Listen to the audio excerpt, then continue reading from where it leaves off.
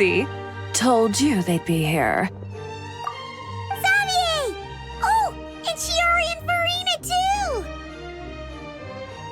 Ah, Hydro Archon above! If it isn't my darling camera operator and clapper loader! A very happy Fontinalia festival to you as well! I'm guessing you came back to celebrate with us? Yep, and help out too! Even though the last festival had some unexpected hiccups, making the film was still super fun. Since you're all here together like this, you must be planning on entering the competition, right? Of course! A celebration of the entertainment industry. No one who's anyone would choose to sit this one out. It only happens once a year, after all. Fontaine Fashion Week might be more my speed, but the film festival brings in a lot of orders and boosts brand recognition, so I wasn't going to miss out either. A few new awards have been added this year, too. Best Director, Best Costume Design, oh, and Best Camera Operation. Ooh, sounds like we've got work to do. Come on, tell us! What's Musketeer Pictures film gonna be about? Oh, about that. What's wrong, Xavier? What's with that look? Oh, man, you weren't scammed by some shady investor again, were you? No, even I'm not naive enough to fall for something like that again. Besides, thanks to the fine people here, Musketeer Pictures has more than enough funds to shoot without investors. And yet problems persist. Huh? What do you mean? Well, we were planning to replicate our past success and shoot a film based on a popular novel. But as we were holding auditions for the female lead earlier today, a striking young mademoiselle wandered in by accident. Her disposition was simply ethereal, the look in her eyes somewhat melancholic. Oh, I wish you could have been there. The awe I felt can scarcely be put to words. You had to be there, friend. No matter where she stood, it was as if her surroundings, even the air itself, turned into the perfect shot. Guess you found your lead actress, then? No, quite the opposite. My script is entirely unworthy of her. I fear it is. Nevertheless, I couldn't help but approach the mademoiselle to ask about her background and what brought her to Fontaine. What did she say? Sadly, she said her best friend was gone. After returning to her own homeland not too long ago, she decided to visit where her friend was from to remember them better. Oh, no wonder she looked sad. Yes, but that's when it struck me. Why not cast her as the lead in a film centered around her search for this old friend? Huh? You're gonna rewrite the whole script? But is there even enough time? Isn't the prep work super complicated? We might not finish. Think about the difficulties we faced with the Two Musketeers. We had to start from scratch back then, too. I'd say we're ahead of the game this time. Guess so, but... Don't worry, Paimon. Shiori and I have evaluated the proposal, and we support Xavier's decision. I won't really need to start on the costumes until the cast is finalized, so it's not too much extra work for me. Oh, fair mademoiselles. How can I ever thank you? Finishing the script would be a start. You know, compared to a commercial popcorn flick, I do prefer the idea of shooting a more artistic film. One that leaves a profound and lingering impact in the hearts of the audience. I agree. True trendsetters are the people who dare to go against the grain. Well, leave it to Director Farina to have a vision. Honestly, though, the artistic passion of everyone at Musketeer Pictures is inspiring. Anyway, now that we've heard so much about this lead actress, Paimon's gotta know who it is!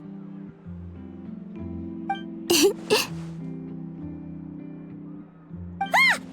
Columbina! What are you doing I was just walking past when I heard you talking about me, so I came over. Huh?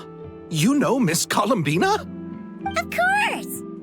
Wait a second. Does this mean Columbina is the actress who inspired the whole rewrite? Yeah.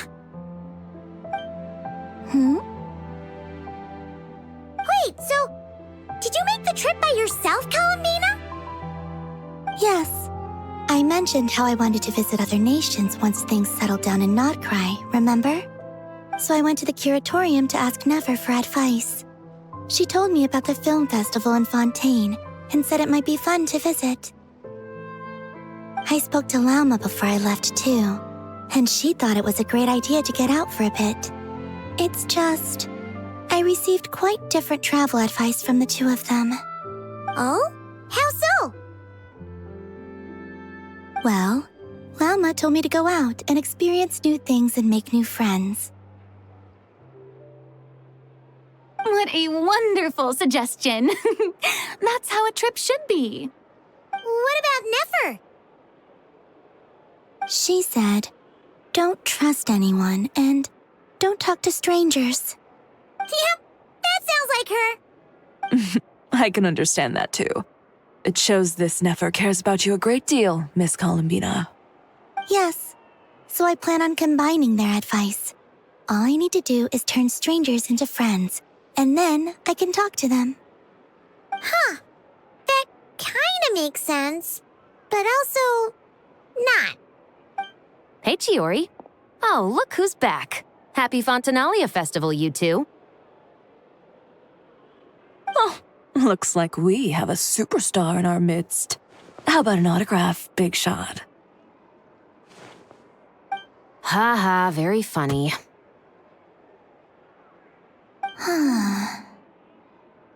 All settled then? Yep, the Duke gave his blessing, and I cleared it with the Udex. During the festival, inmates with good behavior will get a chance to spend some time on the outside. Under the stringent supervision of the Special Patrol, of course. Risley! It's been a while! Happy Fontinalia Festival! Does that mean Veronique and her brother will be at the festival? During a specific window of time, sure. Doesn't hurt to give the inmates something to look forward to. A little sun'll do them some good, I think. This is a friend from your travels, I'm guessing. Thought I heard something along those lines. Right! We should make some introductions, huh? Chevros, Risley, this is Columbina, a friend we met in Notcry. Welcome to Fontaine, Miss Columbina. I bet the weather's been quite an adjustment. Yeah.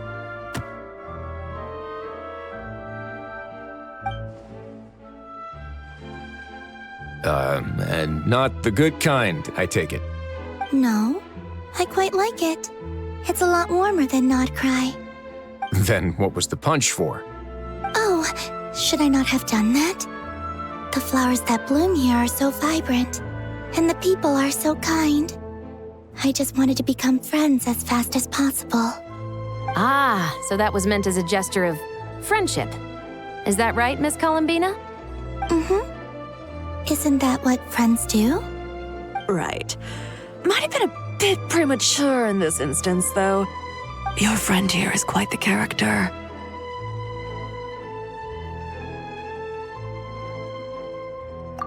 Good thing we said something. You weren't seriously gonna go around punching every single person in Fontaine, were you? No, just the ones I wanted to be friends with. That's not... what Paimon's trying to say is, maybe keep the punches to a minimum until after you're friends with someone. If you say so. You're quite the character, Miss Columbina. So, are we friends? Of course. Any friend of the Traveler is a friend of mine. Yeah. Oof.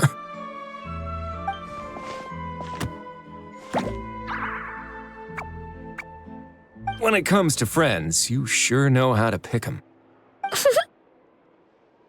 So Miss Columbina is the lead actress I've been hearing so much about. The whole thing about her aura is starting to make more sense. You gonna be part of the film too, Shivers? That was the plan. But now that Mr. Xavier has changed the direction, I don't think I'm in quite as many scenes. It's all for the best, though. A different crew asked me to help consult on some of their musket work. Oh, sounds like our trusty musketeer is as popular as ever. I'm just going where I'm needed. I'm more than willing to help with whatever this production needs as well. Ah, well, speaking of, would you happen to know if there are scenic locations around the court of Fontaine that other crews haven't booked? The festival's pretty popular this year, so there's not a lot left. You might just have to talk it over with the other productions and see if they'll let you squeeze in here and there. I see. Having trouble finding a filming location? Yes, we made a last-minute decision to go down a different route, so the indoor locations we reserved are no longer a good fit. And it looks like all of the best outdoor spots have been taken. You know, I might know a place. Good views, good atmosphere, and no production team has snatched it up. That sounds perfect! Where is it? You want me to reveal it just like that? Come on, let it be a surprise. As much as that sounds riveting, I think we should divide and conquer. You go do that, and Director Farina and I will take Miss Columbina around the city to discuss lighting and styling. Is that all right with you, Miss Columbina? Traveler? Yeah, everyone here is our friend. So don't worry about a thing and just focus on enjoying your trip. Okay. All right, then the Traveler and I will go check out this potential filming location. It might even give me some inspiration for the new script. I'll leave this to the Duke then. Until later, everyone. Maybe we'll run into each other on set. Okay then. Lead the way, Risley. Paimon's not built for suspense. Let's get this show on the road. Who said anything about roads? Huh?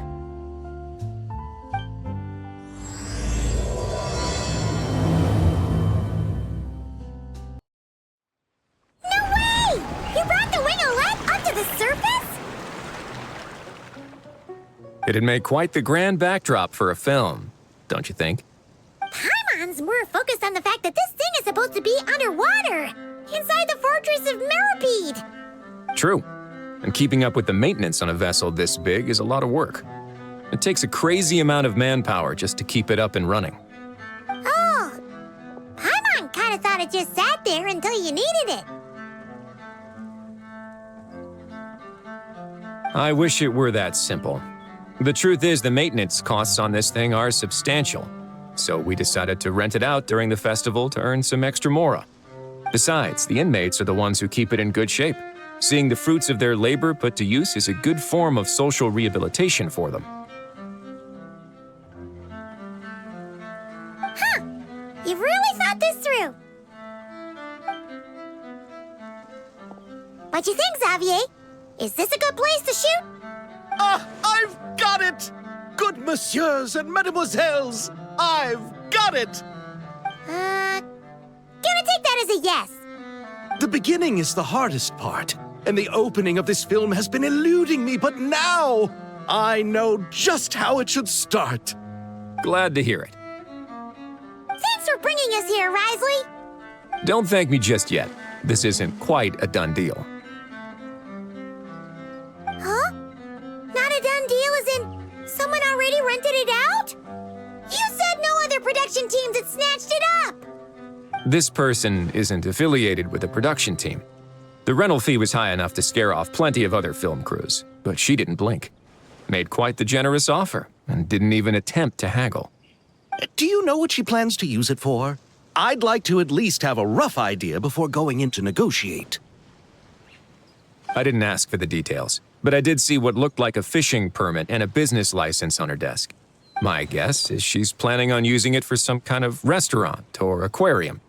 A floating restaurant is sure to attract people, but an aquarium sounds cool too. The views from the ship make it a great spot for a date. The wingelet might not be under my command right now, but it's always nice to see her admired. A film is sure to drum up some good publicity as well. I do hope we can work something out with the current captain. Well, guess we should head over and talk things out then. Best of luck. Wow! The winglet seems even bigger up close. The rooms are so spacious. Wonder who rented it out. Hello? Anyone there? Perhaps the captain had business to attend to elsewhere. But why rent such a massive boat just to have it sit here without even leaving so much as a note? Let's try again. Anyone there? Hello? Seriously? Right now? What is it gonna take to get some decent sleep around here? Is a nap too much to ask for? Sorry, the aquarium's closed for the... Huh?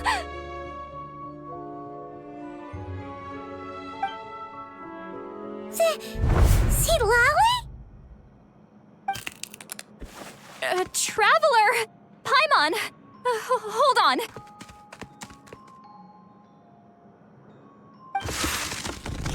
This is just great! How am I gonna go out dressed like this? What happened to my regular clothes?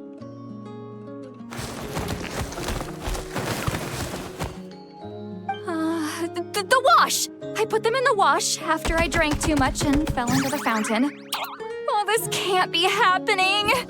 Am I seriously gonna go out like this? Think we might have caught her at a bad time. Citlali!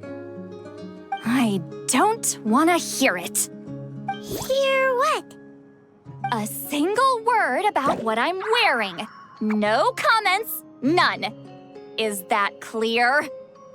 Oh, yep. Crystal. Huh? You think so? No, wait, I told you not to say anything! What was... her thoughts. I heard her thoughts. How could I forget about that? This is so embarrassing. I seemed a little too pleased to get that compliment, didn't I? Wait, the mind reading went both ways. Does that mean the traveler's hearing all this too? You clearly did! Huh? What did we do? Paimon's not following. Nothing. It's nothing. Let's just move on. Did you need something? You're not here alone, I see. Hello, I'm Xavier, a film director and producer from Fontaine. I meant to introduce myself sooner, I just didn't want to, interrupt. No wonder we ran into each other in Fontaine of all places. You must also be in town for the festival, then. That's right. We're helping Xavier with his film. In fact, we were hoping to shoot some scenes on this boat. You're the one who rented it out, right, Citlali? Me? Rent a boat? I wish I had that kind of spare cash floating around. Not to mention the spare time. Don't get the wrong idea, though. I'm not here to sail off into the sunset and live out some cushy retirement life, okay? I'm not that old. Then why you dress like... how did you end up staying aboard the Winglet? Well, I heard one of my favorite light novels was getting turned into a film, so I came to Fontaine to catch the premiere. Originally, I booked a room near the Opera Epicles, but I'm quite particular about where I sleep these days. I think it's an age thing. And that bed? I just couldn't sleep in it. I tried to find a different hotel, but with the festival, everything was completely booked. Just as I was worried I'd have to sleep under a bridge or something, I happened to spot a help wanted sign on the side of the road. Oh, so you're here to take care of the boat? No, I was hired to man the front desk. The pay is a bit low, but food and drinks are covered. And it includes room and board during the festival.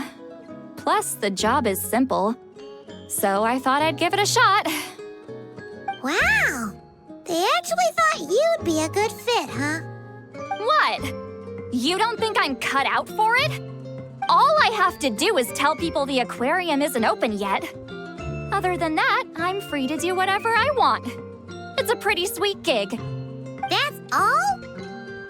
Yeah, I was also kind of shocked. But it's not a lie. Head downstairs and see for yourselves. There's nothing but empty tanks. Not a marine animal in sight. Did your boss mention anything about being open to film crews using this space? Our production was hoping to film on the deck for a few scenes. No. That never came up. You could just ask her. Oh, she's around? What kind of person is she? We should know what we're heading into. She's nice enough, I suppose. Pretty reasonable, too. Even offered for me to move to a bigger cabin if I was too cramped. Back at the Masters of the Nightwind, I'm used to being the one giving orders. But working under her doesn't feel like being bossed around. She seems to respect what I think. Wow, she sounds like a great boss. She did tell me she'd rather not be disturbed, though. She's been working on an important project, so I'd keep it brief. Got it. Thanks for the heads up. All right, the captain's quarters are this way. I can take... Wait. But I'm wearing... whatever. I doubt she'll care. Just follow me.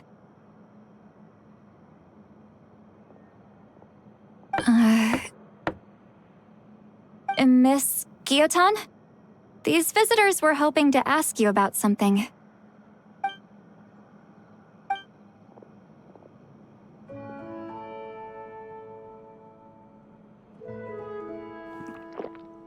I thought I said to limit the interruptions.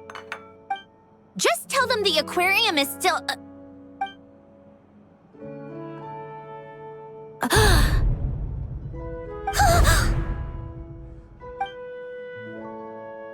Sandrone, you're here?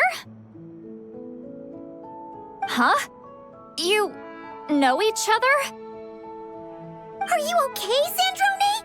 Do you still remember us? Everyone was so upset after what happened. We all missed you so much.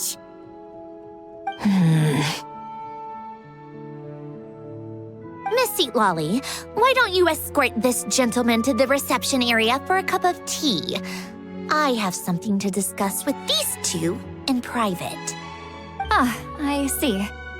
Right this way, Mr. Xavier.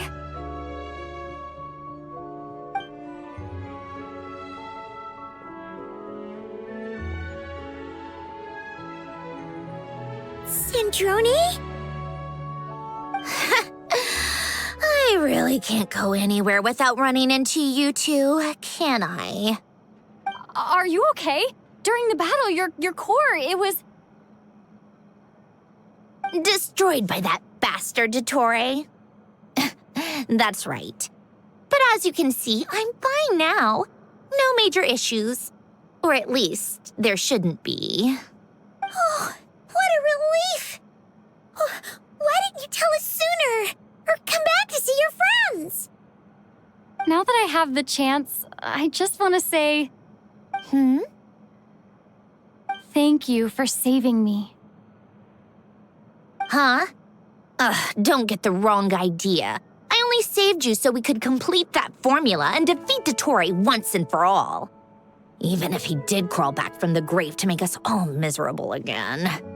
That doesn't matter. You're still a hero. All right. But it wasn't just me. All I did was lend my brilliant mind to the cause and take care of one part of the plan. Although, I'm not denying it would have fallen apart without me. You got that right. You're amazing. you go from From a lifeless pile of scrap to looking like this? Well, my mom was trying to put it a bit more gently, but yeah. Where do I even start?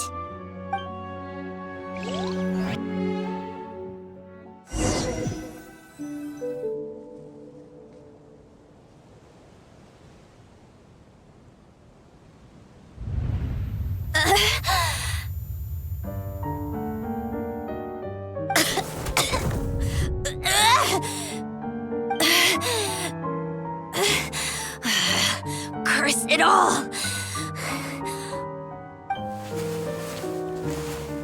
Where am I? Did we do it? How much time has passed? I'm not in one of that lunatic's experimental labs, am I? Wait, Fontaine decor. Books from the Research Institute. Phew. One thing at a time. Initiate self-diagnostics. Assess the extent of the damage. Cut power to compromised, non-essential components. Then reconstruct available action modules. Severe damage to the core. Dottore, you bastard. Polonia?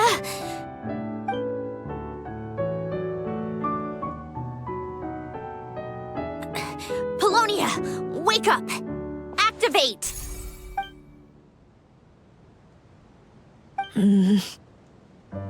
You're in even worse shape than me.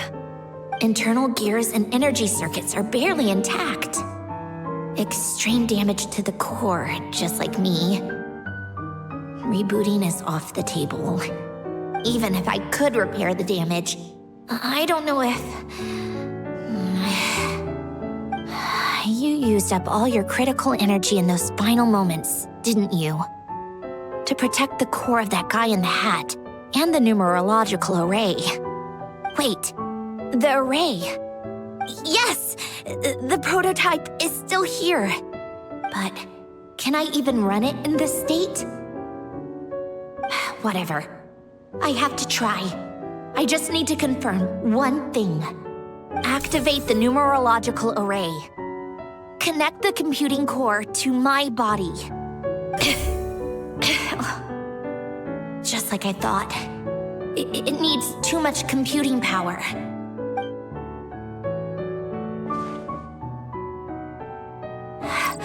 Cut off power supply to all functions except the thinking module.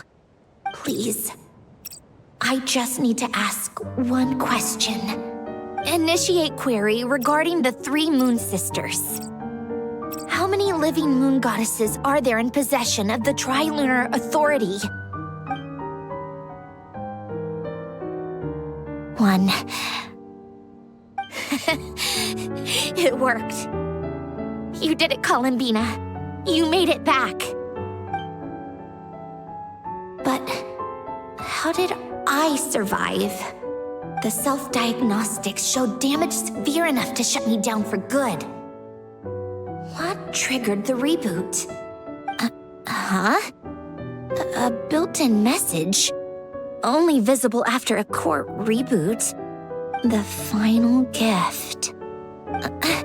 Alen! Were you the one who gave me the second chance? But why now?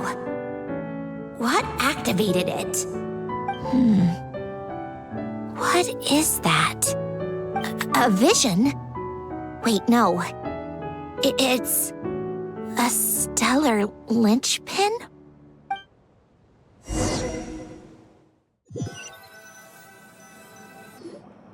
A stellar linchpin?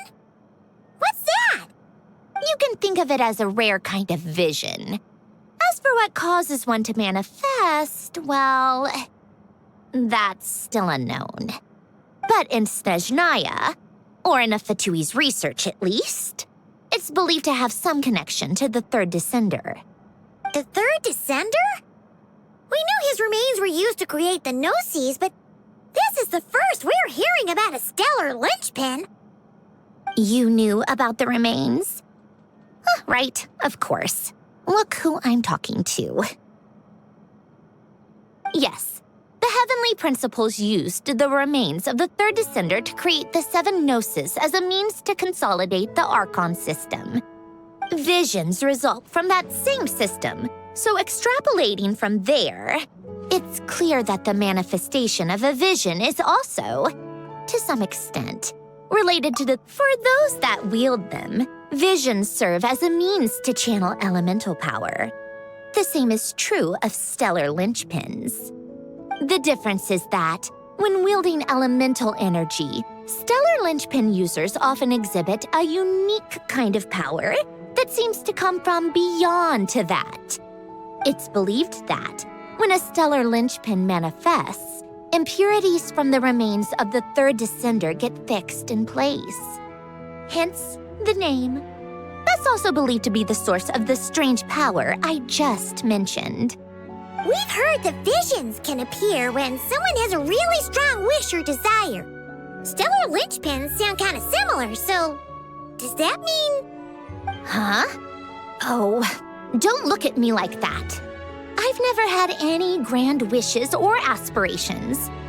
Just a list of things that drive me up the wall. So if you're asking why this thing appeared, I have no clue.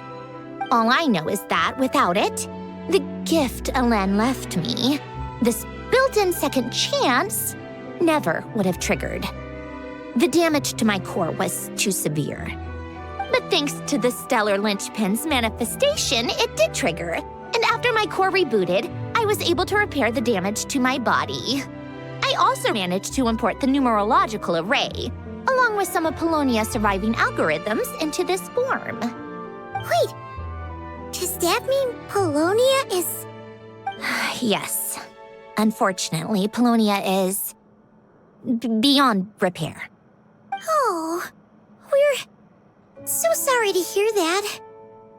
But you also mentioned something about a final gift? Yes. Elen often spoke to me about wishes and desires when he was alive. I suppose he thought there might come a day when I wished for something and was willing to sacrifice my own life to fulfill it. So he left me a chance to start over. No, never.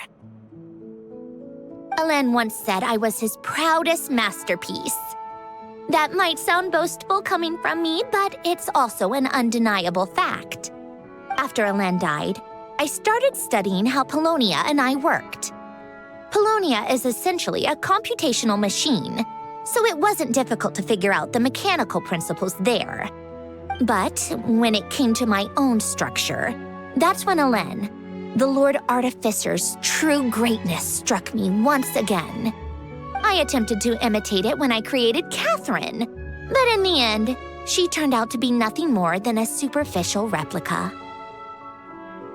What? But his creation skill, Catherine, is super impressive. We were shocked when we first found out she was a puppet. No, she's nothing compared to what Elen was able to create. Some of the mechanical principles of my own core are still a complete mystery to me. Keeping that gift hidden wasn't even a challenge for him. Just a shame I had to waste it on fighting Dottore. I just couldn't stand the thought of him coming out on top. If you put it that way, the world owes me a whole lot then, doesn't it? Wait, but all this still doesn't explain what you're doing here. Risley said you rented the ship and even had some kind of fishing permit? That's because I'm trying to go back to the place Elen and I lived when he was alive. My former home, I suppose you could say. The second chance wasn't the only part of the gift. According to the message, Elen left me a few other things that are stored in the house we shared together. I'm hoping that whatever he left me can help fix certain anomalies in my rebooted core. And help me understand why I received a stellar linchpin in the first place. Okay, so go back then. What does that have to do with fishing?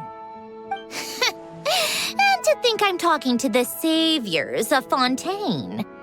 Did you forget that the water levels have been rising for centuries? I can't just go back to the place I used to live because now it's underwater. Oh, right. With the rising water levels and changes in terrain, it's not just a matter of finding where it is, but also clearing away any sediment or debris. But Fontaine law prohibits unauthorized individuals and organizations from excavating underwater ruins. A Melazine caught me the minute I even made an attempt. Why not apply for authorization then? And face the endless slog of Fontainian bureaucracy. No thanks. Besides, I'm a Fatui harbinger. The diplomatic implications alone would be enough to give the gestionnaires at the Palais Mermonia a headache. A fishing permit, on the other hand, isn't difficult to obtain at all. Minimal paperwork required, and under the name Guillotin, the application was a cinch. So you're exploiting a legal loophole? Am I? That underwater home belongs to me. If I happen to chance upon it while doing some fishing, what's the issue with that?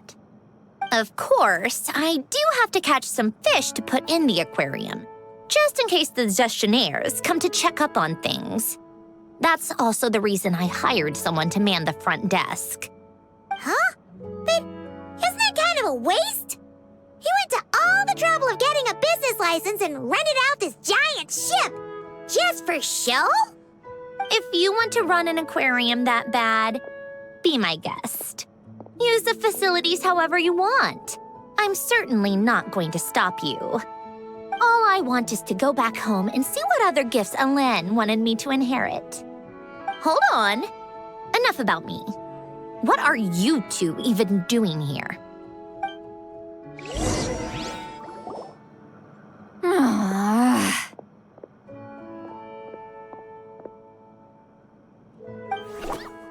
Seriously?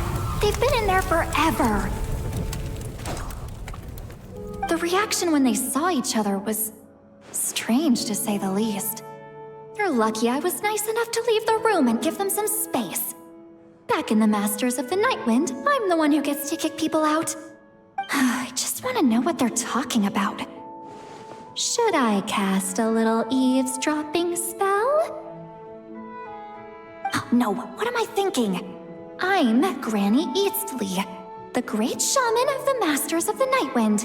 I can't do something like that. This is just ridiculous. Making me wait out here for so long? Where's their respect for their elders? Oh, here they are.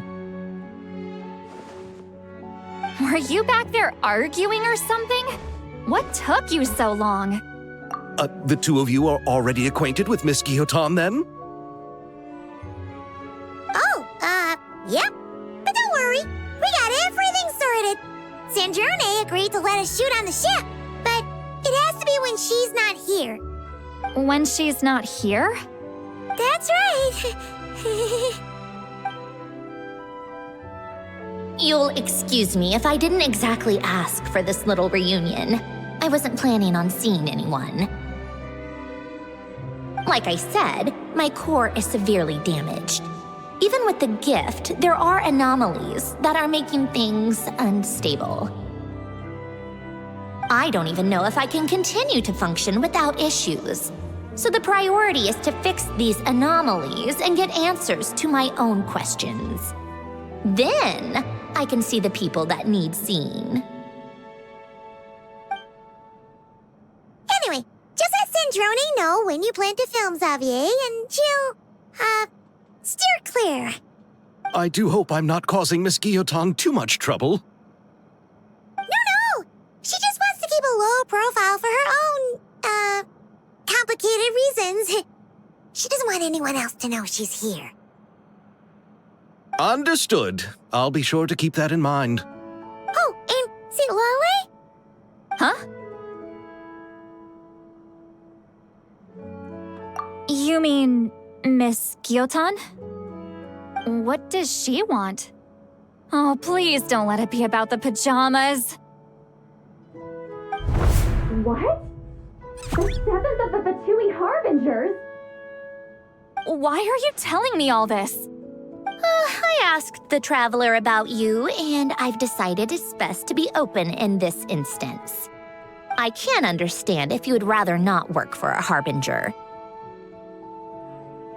Regardless, the room on the ship is yours to keep. You're an acquaintance of the Traveler, and I plan to honor that.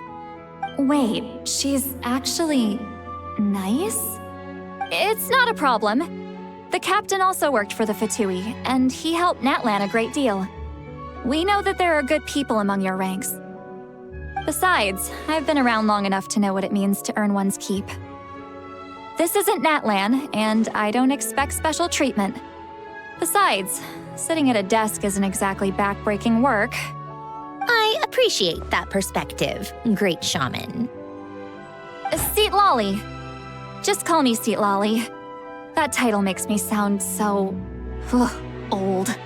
Well, Citlali, the Traveler and I are looking for something, so we'll be heading underwater together soon. I'll leave the ship in your care while we're gone. Together? How often? Not too often. We're heading out in a bit, but I'll be available if you need something. You couldn't, go alone? I wanted to, but she was concerned about my physical well-being, so she offered to come with. Guess my mental well-being means nothing then. Huh? Just be quick about the whole thing, okay? Miss Guillotin is so generous. We talked it over, and she agreed to let our crew come over and do some test shots while you two are out. All right. Our first stop is the Beryl region. After Alain left the Fontaine Research Institute, he lived in seclusion somewhere around there. Huh. This place has changed a lot. Guess I really have been gone for a long... Let's look around and see what we can learn. Oh, and don't forget to catch a few to take back. We need to keep up appearances, remember?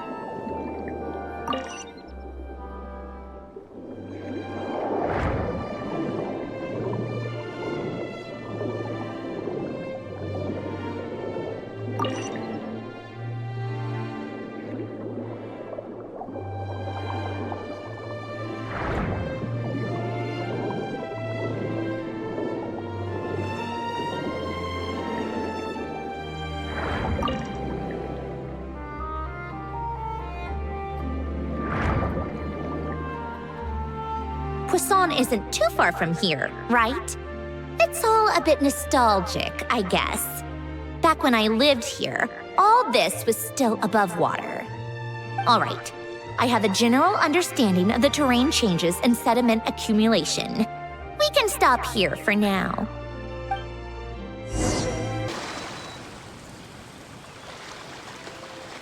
That went smoother than expected. I appreciate the help. No problem. You doing okay though, Sandrone? Seeing your home look nothing like you remember, that can't be easy. I'm fine. Times change. People change. That's the one thing you can actually count on. I made peace with that a long time ago. You should head back and put them in the aquarium tanks. We finished ahead of schedule, so your crew is probably still on the ship. I'll follow in a bit. Right. Xavier said he was gonna test out a couple of shots. I'm sure. I want to take another look around on my own. Okay then. Want us to let you know when the filming is done? No need. Columbina relies on Kuvaki to perceive her surroundings. In Nodcry, her senses are heightened because Kuvaki is everywhere. But here, as long as she doesn't activate her abilities, her range of perception should be equivalent to an average person's line of sight. I figured that out back in Snezhnaya. That's oddly specific. I have hiding from her down to a science. So, what? Things might be a bit different now that she's merged with the Moon Sisters. but I doubt there's been a drastic change. The point is, you two can head back. Don't worry about me. Okay, if you say so. Come find us on the ship if you need anything.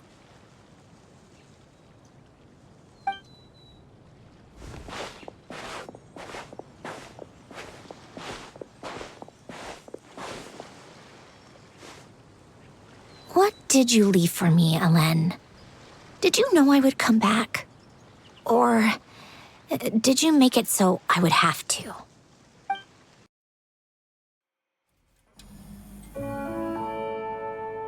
Xavier, we're back! Shh! Quiet on set! They're filming over there. Oops, sorry.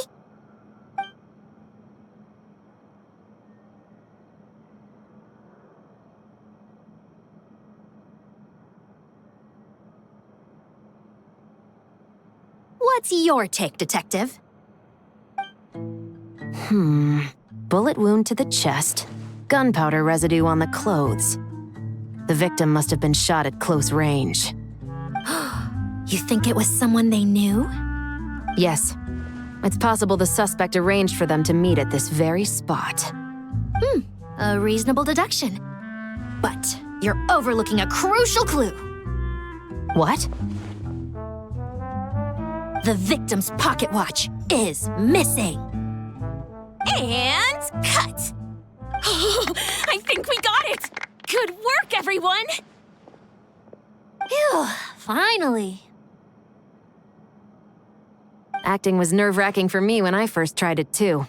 Just loosen up, and you'll get used to it in no time. Chevres! Charlotte!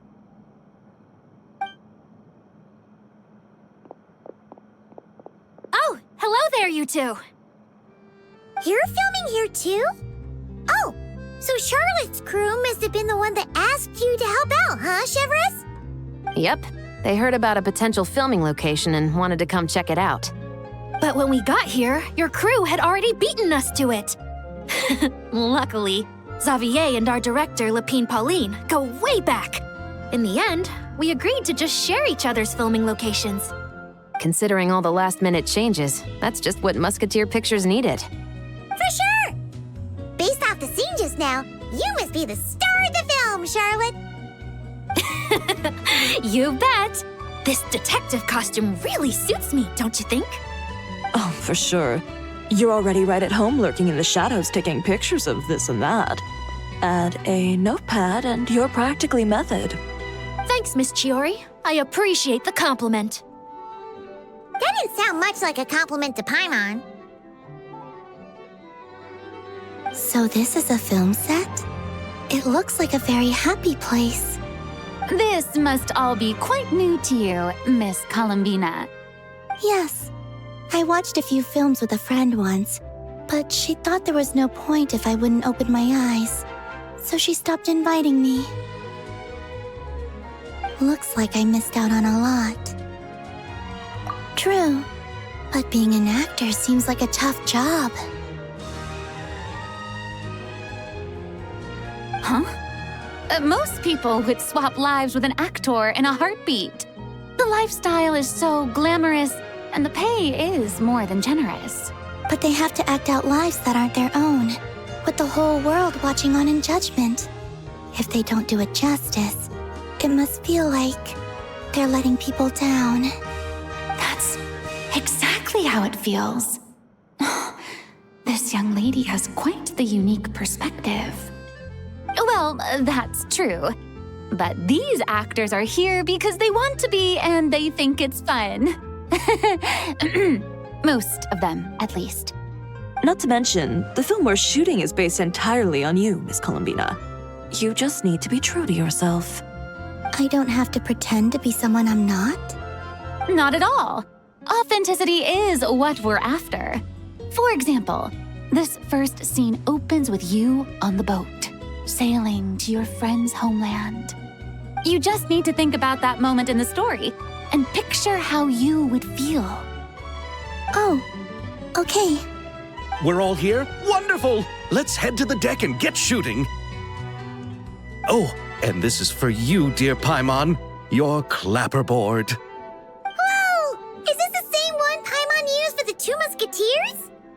The very same. I saved it just for you.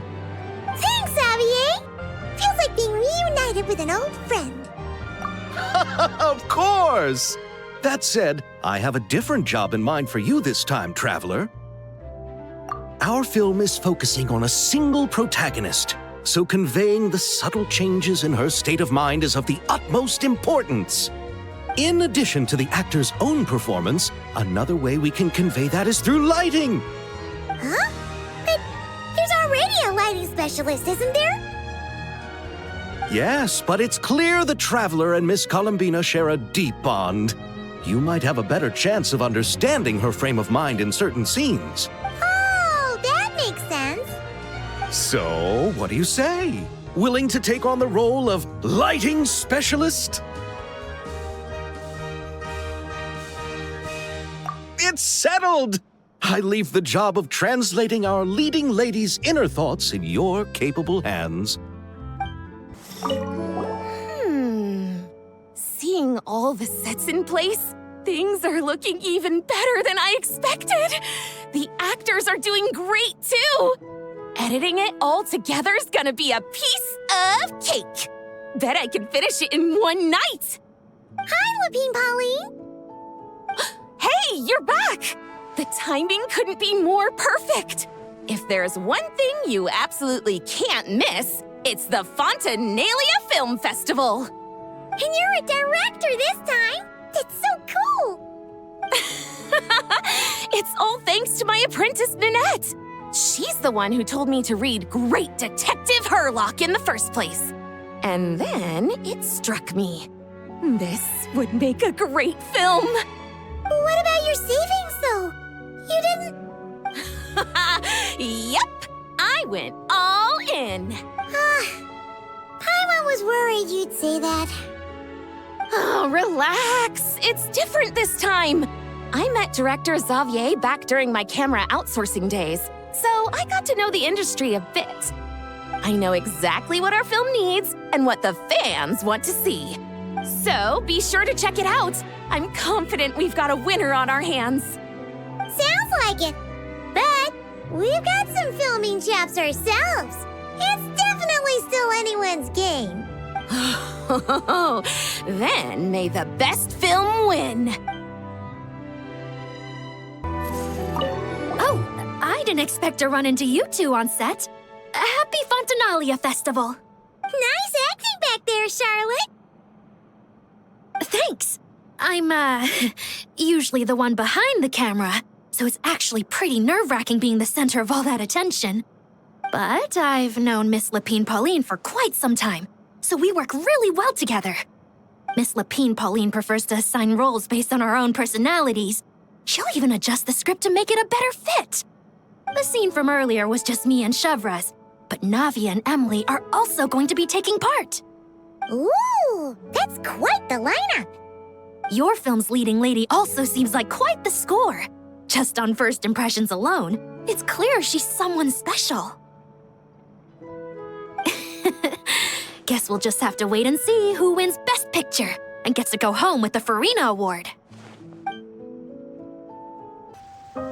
All right, without any further ado, it's time for production on our film, A Homecoming, to officially begin.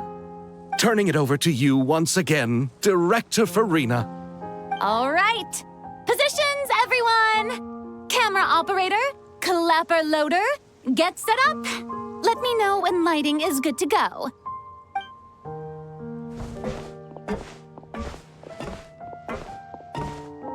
All you need to worry about, Miss Columbina, is hitting your mark. Other than that, just focus on immersing yourself in the emotions of the moment.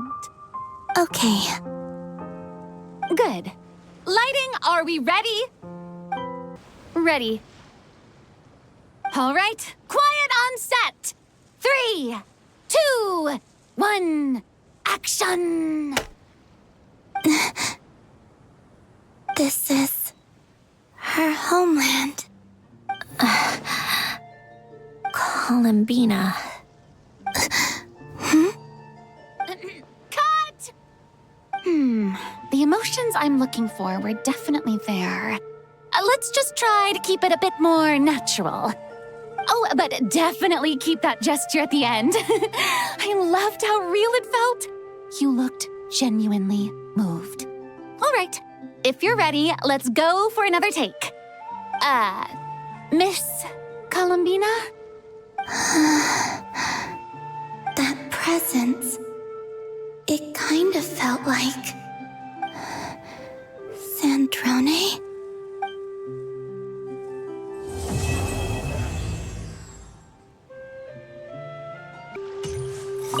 Terrific performance, Miss Columbina. Truly excellent work. Thank you, Director Farina. You really don't mind me not taking off my eye mask? Not at all. Xavier and I already talked it over. The character is based on you, so there's no need to change what you're accustomed to doing. Besides, the mask could become one of the defining traits of our film's leading lady.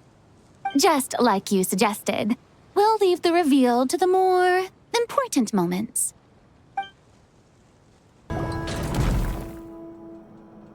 Ah, you're here. We should get going then. Xavier and the others should be filming soon. How's it going? Have you managed to figure out the location of your home yet? I've narrowed down a few potential locations. We just need to take a sample from each one. Once the equipment analyzes them, we should know the exact location and where to find the entrance. Great! We should get started then.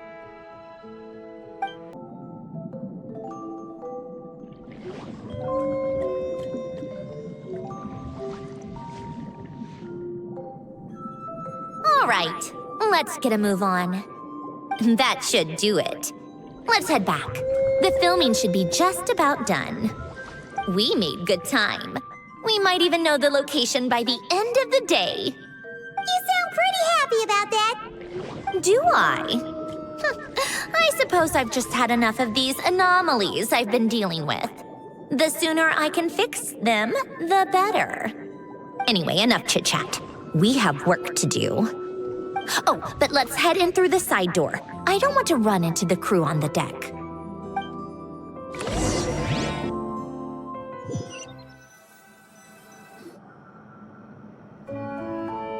All right, now we just need to wait for the results. Since we have some time to kill, I suppose I might as well see how this aquarium of yours is coming along. You seemed quite enthusiastic about it, after all. It's really coming together.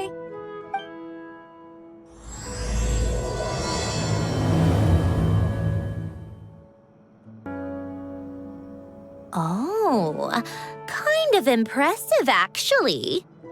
These must be the ones we caught the first time we went underwater. Like it? It's fine, I guess. Nothing special. Come on! It sounded like you really liked it just now. You're that proud of it? Is this a sense of accomplishment or something? Well, yeah. And it's pretty. You know it's gonna be gone soon, though, right? What do you mean? After the festival, this ship will be returned to the fortress of Meropide, and this aquarium will be no more. So? So, no matter how much work you put into this place, once the festival is over, it's all just going to disappear. But not making the most of it when we have the chance is an even bigger waste. But if you know it's all going to be gone one day, why even bother? Well, Because you still get to keep the things you gain along the way. And those are things that can never be replaced. Doesn't that make losing them even harder? Well, if you put it like that. But the happy memories we make along the way last forever. You just have to take a more glass-half-full perspective. Not to mention, everything we do here is going to be on film, so it'll still live on in some shape or form. And when you look back on it, only happy memories will come to mind? Exactly! So it's about finding joy in the process itself. Traveler! You're back already?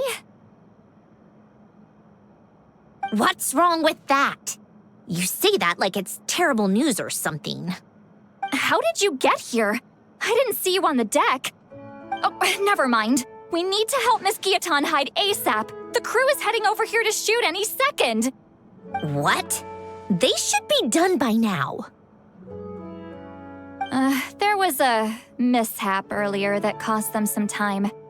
I was waiting on deck so I could warn you the minute you showed up. Anyway, you should head back to the captain's cabin right away. They're gonna be here any minute now. Ugh, finally! That's a wrap for the scenes on the deck. Wouldn't have taken half as long if the wind hadn't snapped our equipment in two. Uh-oh! Too late! Change of plans then. You'll just have to hide. Hide? And where exactly am I supposed to do that? Oh, there's a box over there! You can get in that! Huh? You expect me to... Do I need my makeup done for the next scene too? For the love of... Let me see. Maybe just a quick touch-up. Huh? Traveler and Paimon? What are you doing here? I thought you took the day off to take care of something. Huh? Oh, well, it didn't take as long as we were expecting, so we came back early. What about you guys? You're still not done shooting for the day?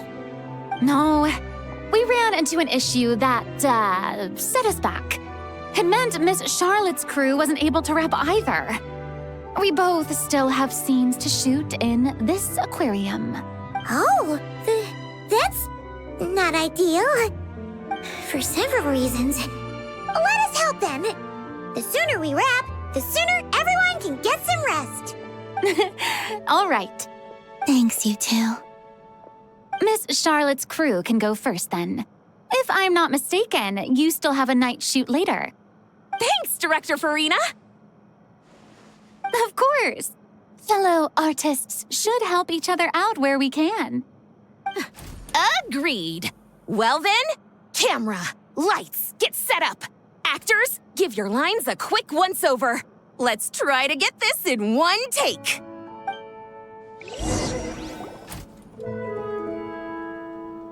All right, places, everyone! And 3, 2, 1, action! So, the story ends like this. But when Duke St. Germanus departed, he clearly said that everything was beyond redemption. Huh? That sounds familiar. Wait, it's from that novel I came across while researching the numerological array. He's only a genius when it comes to mechanics. And everything else, he's just an ordinary person.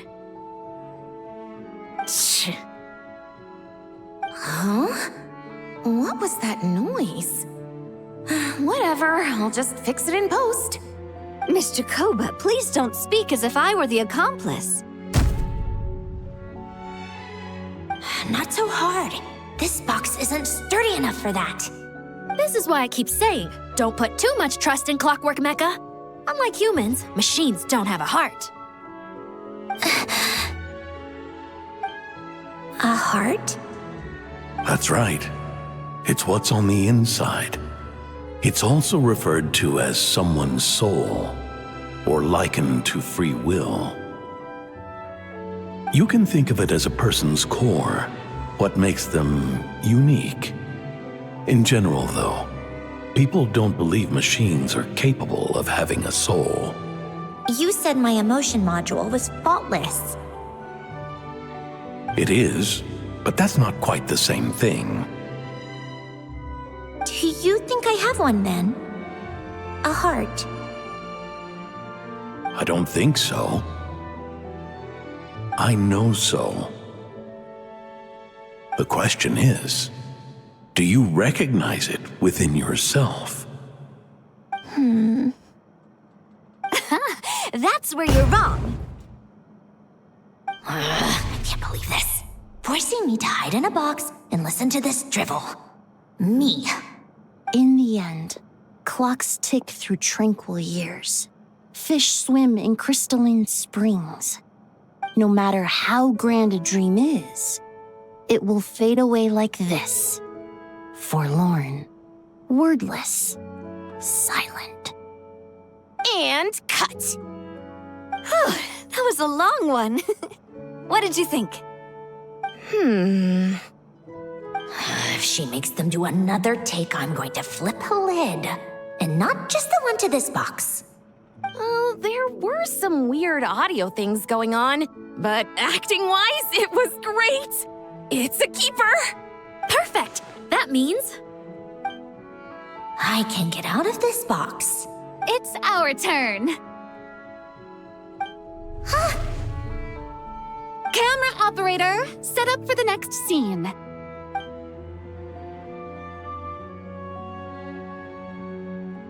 In this one, our protagonist peruses an aquarium in a foreign land and gets swept up in memories of her friend. So, in terms of lighting, that's the vibe we're going for. Got that? Shoot.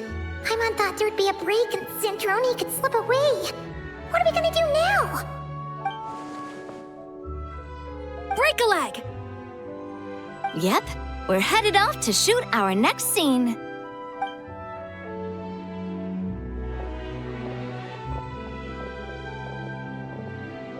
All right, quiet on set. We're about to start rolling. Ready, Miss Columbina? Miss Columbina? I think she would like this. Quick, we should roll on this. It doesn't forage with the others or prey upon its smaller kin. Instead, it remains where it is, cradled in the coral's quiet beauty, as though the raging cyclones above are of no consequence. And yet, she still stood before the cyclone in the end. So I think that story has it wrong. She is no different than us. She has a heart. Columbina.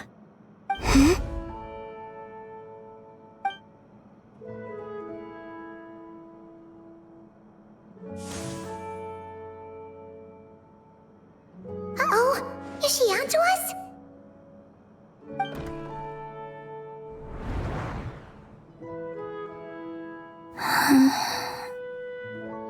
What is she doing? Cut! You okay, Columbina?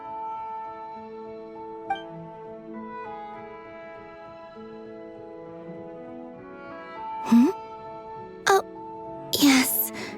I just thought... Why don't we take a short break? It's been a long day of shooting so far. That last take was beautifully organic, though. We can use it as is. No need to go again. Thanks, Director Farina. But I'm fine to continue. You're sure? In that case, let's shoot some quick B-roll. Then we can move to our next outdoor scene.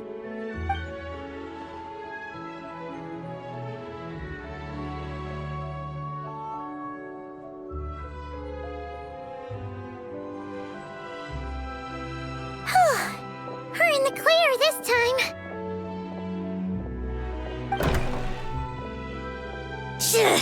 Ugh! Absolutely suffocating. You okay, Sandrone? Right as rain. Come on, let's go check the test results. It's time for me to go home. All right, it should be around here. Give me some space. I'll activate the water insulating mechanism.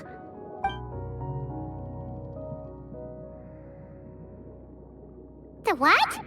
Alain, much like Renee, had long predicted that the water levels in Fontaine would rise. Thanks to his expertise in mechanics, he was able to implement a few simple measures to protect our home from flooding. I told him there was no need, that I would just move when the water rose too high. But it would seem he knew a day like this would come.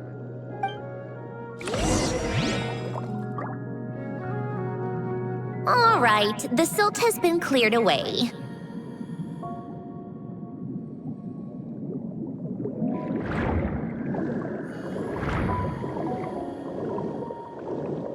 Go activate the mechanism for the first sluice gate. That will fill the empty middle chamber with water.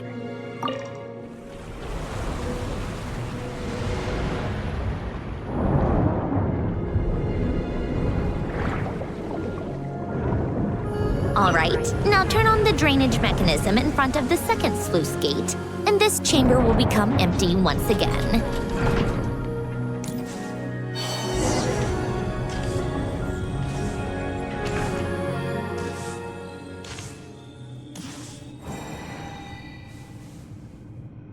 So, this is where you used to live?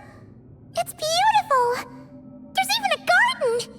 Back when I lived here, it was my job to tend to the potted plants and flower beds.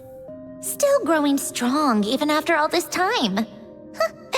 Who would have thought? If the weather was nice, I would take Alen out in his wheelchair and we would go for a walk. Before long, we started bringing Polonia along too. Come to think of it, I was the only one who could get around easily back then. Polonia always got stuck at some point, and it was up to me to launch a rescue mission. Happy? I suppose they were. Uneventful, but pleasant. Repetitive, but peaceful. It was like living in a world where time didn't exist. Of course, that was all just an illusion. Death still awaits all of us at the end. Oh.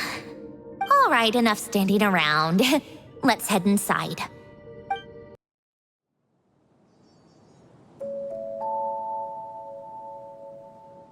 Yep, this place is exactly how I left it.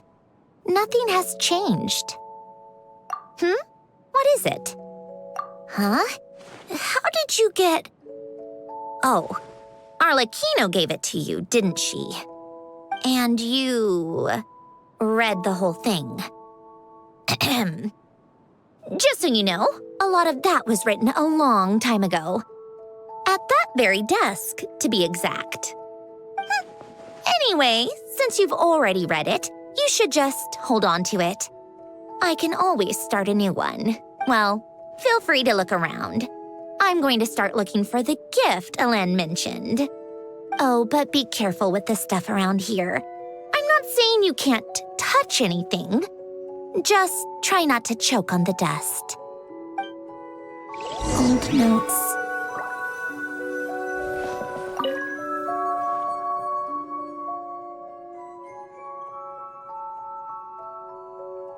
Oh, I played with these when I was little. During the first few months after I was created, I mean. At first, Alen and I would play together, but it didn't take long for me to become unbeatable. So, Polonia and I played together instead. Yeah, these don't look like Paimon's kind of games. Logic and math puzzles? Those happen to be my specialty. It's been so long. What do you say? Should we play a few rounds? Let's go with this one. The gears on the left are stacked from largest to smallest. The goal is to move them to the other side in the fewest number of moves. Just remember, you can't stack a bigger gear on top of a smaller one.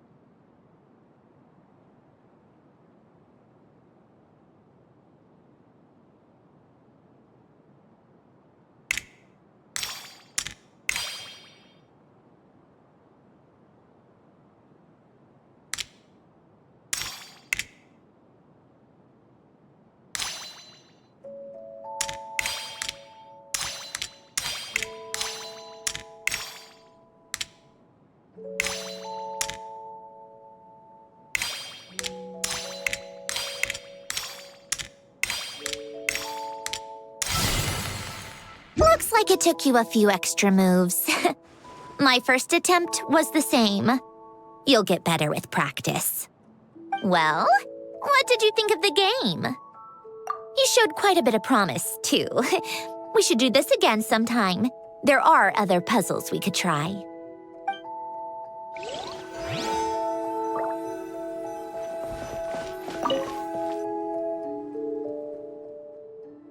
Oh, these are some of Alain's drafts from his later years. Just casual doodles, really. And these are just some unimportant letters. I couldn't be bothered to sort through them before I left.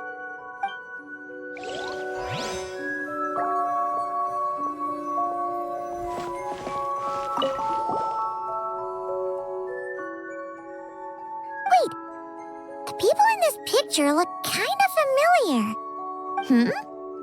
Oh, this was taken when Alain and Renee were both still at the Fontaine Research Institute, before their falling out. In his later years, Alain would often sit by the fireplace and stare at this picture, wearing an expression somewhere between guilt and longing. He said he sometimes regretted not helping his friend when he needed it most, even if just to stop him.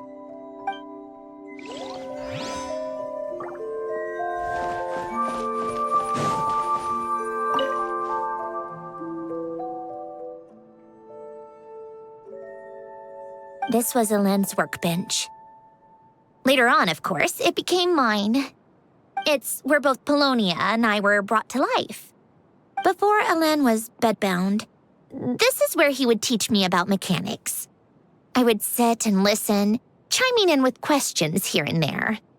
Later on, when he got too sick, I took over and would work on Polonia here.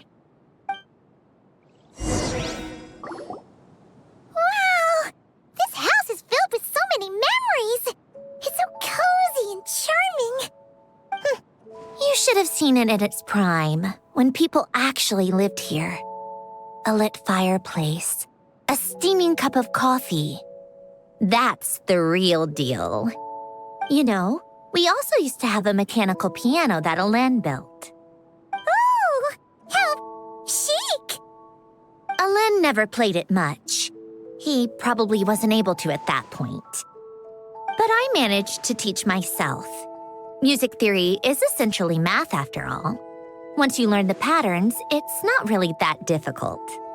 I loved perusing Alain's collection of classical music. The chords and harmonies felt like individual mathematical puzzles. It was fascinating, so I did some composing as well. But as Alain continued to deteriorate, even the sound of music began to grate on his nerves. So I got rid of the piano. Aww. Back then, I assumed a piano was like an ordinary clothing rack, commonplace in every home and easily replaceable. It was only after I left that I realized how hard a good piano is to find. Enough about that. Alain's gift should be just in here. The only things undisturbed before I left were a few of his personal belongings.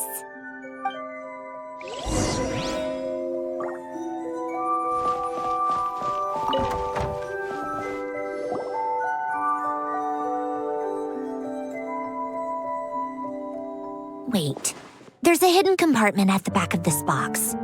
Looks like it's locked with some kind of gear mechanism. Knowing you, Alain, I'm guessing it goes like this, then like this. Got it. Am I a genius or what? Let's see here. A box? Well, you gonna open it?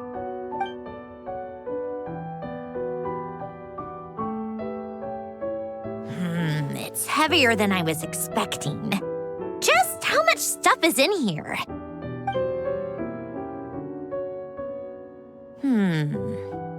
A letter? And a bunch of junk underneath it. None of it seems that important. Wait a second. This should be it. A cube? It's a multidimensional algorithmic core. Ellen would use it to store information. Only Polonia and I have access. All right, I'll start looking into the core and the letter. Feel free to go through the rest of the stuff and see if there's anything useful.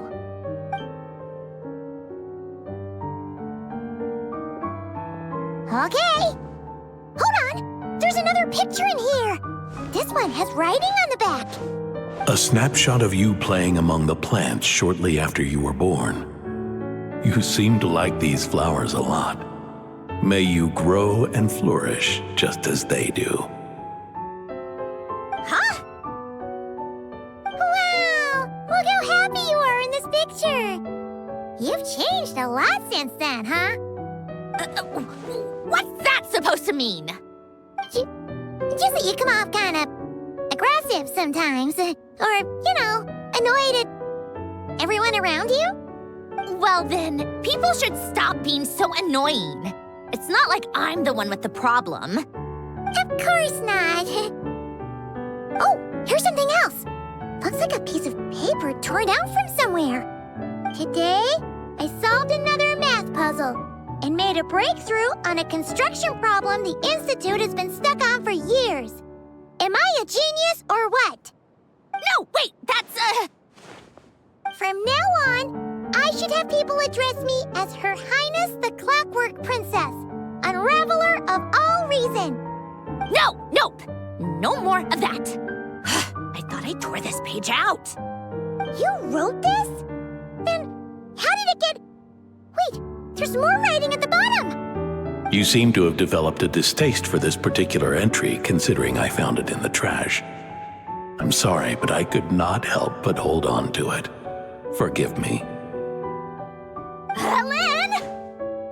Don't be embarrassed. Everyone goes through a phase like that. Nonsense. I wasn't even the one who wrote that. It must have been Polonia. That's enough. I told you it was Polonia. You know what? We're done with this. No more rifling around in the box. Just put it down and let me read the letter. To my little clockwork princess.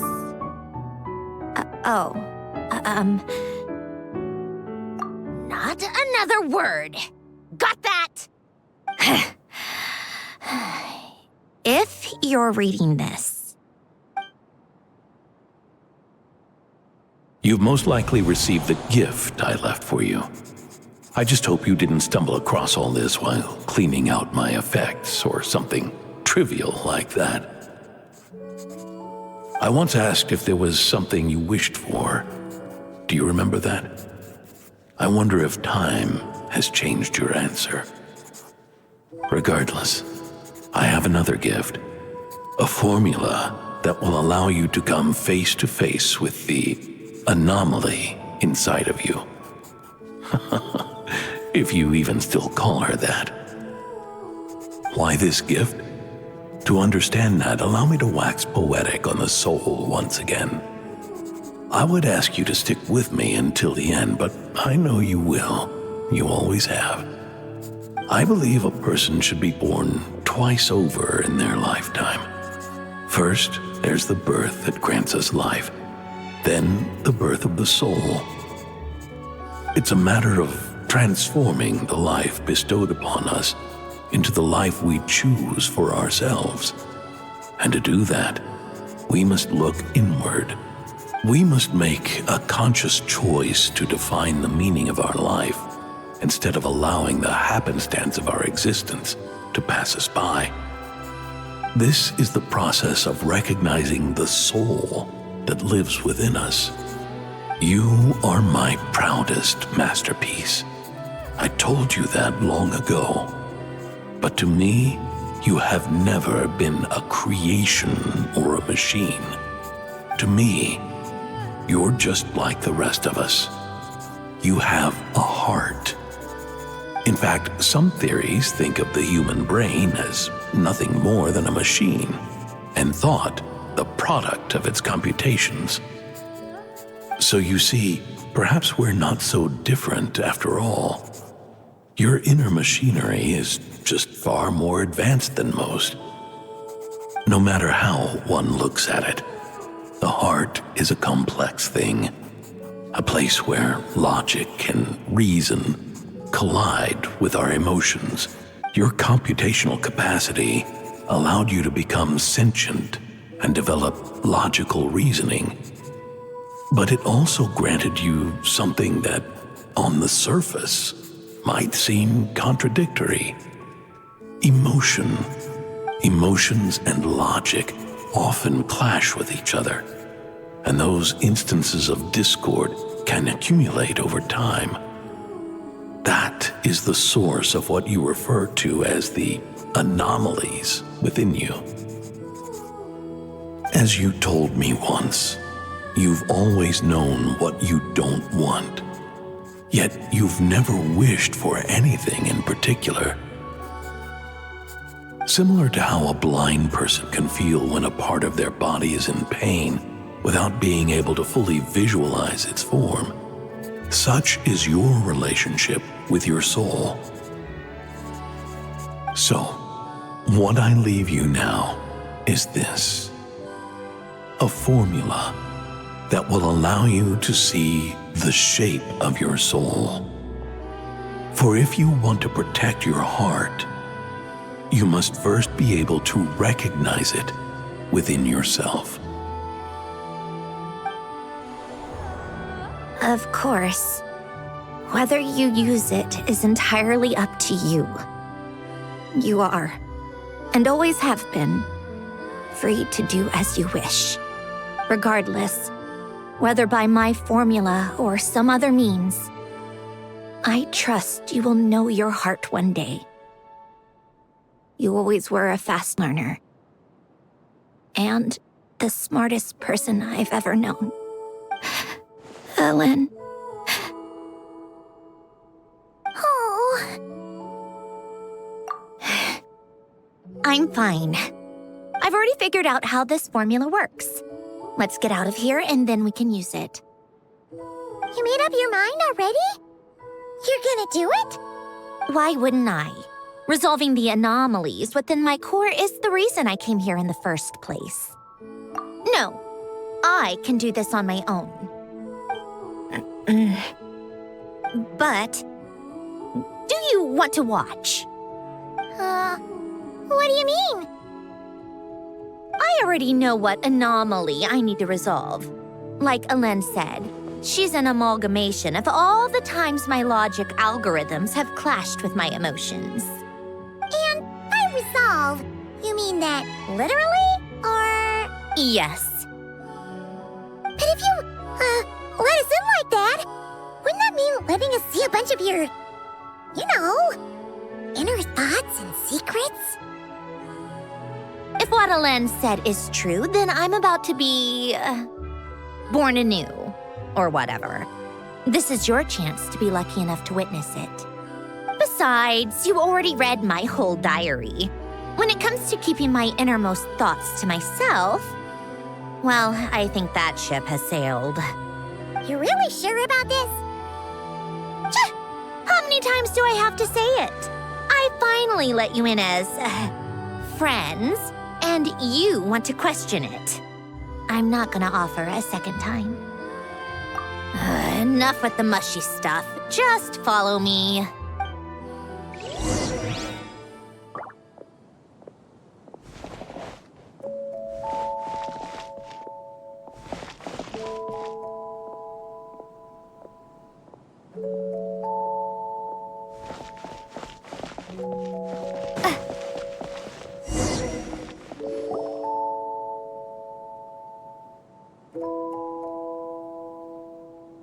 Right. With the numerological array, I can construct a simple formula that will allow you to experience what I see and hear in real time. Oh, just like Citlali's scent-sharing technique. Been there, done that. Huh. Sounds like that shaman has some tricks up her sleeve. The arcane and the mathematical are both fundamental laws of this world. Being able to achieve a similar result through both isn't surprising. Anyway, let's get this show on the road. But no comments from the peanut gallery, okay? I know I offered, but I still don't want any interruptions.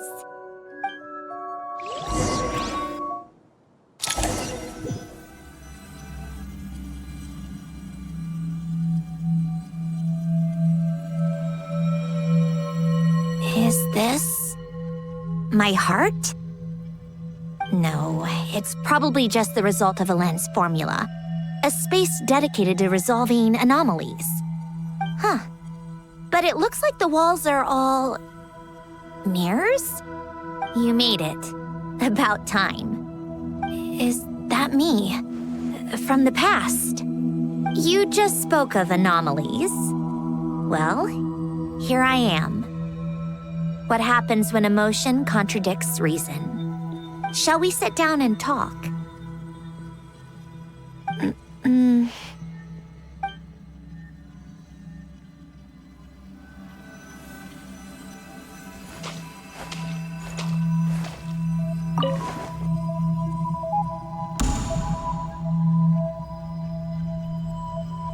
That should do it. Hello? My name is Alain Guillotin. Can you hear me? Brings back memories, doesn't it? The time we spent here. Here, I want you to have this. A notebook? You can use it to write things down. I don't need to write things down. I have unlimited memory. Even so, some things are more important than others, right? You can use it to write about the things that matter. So you wish me to carry out a basic priority sorting operation? I suppose you can think of it like that for now. But journaling is also an act of finding oneself. Much like we use wooden stakes to guide a plant to grow in a certain manner, what we choose to write down gives the soul much-needed direction. In the act of choosing what to forget and what to hold on to, we decide what kind of person we want to become. I don't understand. Like I said earlier, I don't need something like this. This is where we were born, where our life began. Mornings of tending to the garden, afternoons spent cleaning, reading, or studying, evenings of cozying up by the fire, listening to Alain share stories about his past. Alain. What is it? What are you drinking? Oh, this? It's coffee. It, makes me more productive. I want to try it. Oh, okay. Here.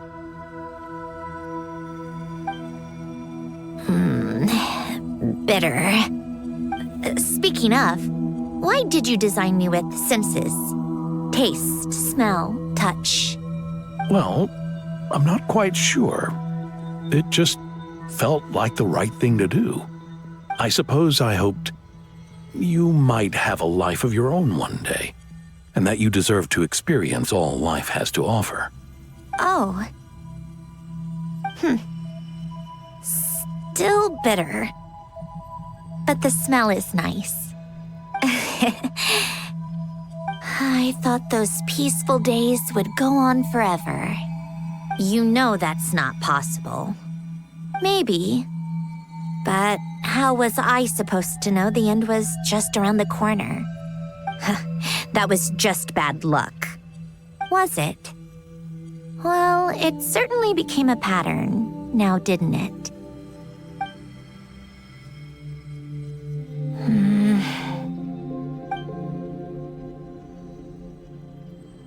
Over time, one of the habits we picked up from Alain was a love of coffee.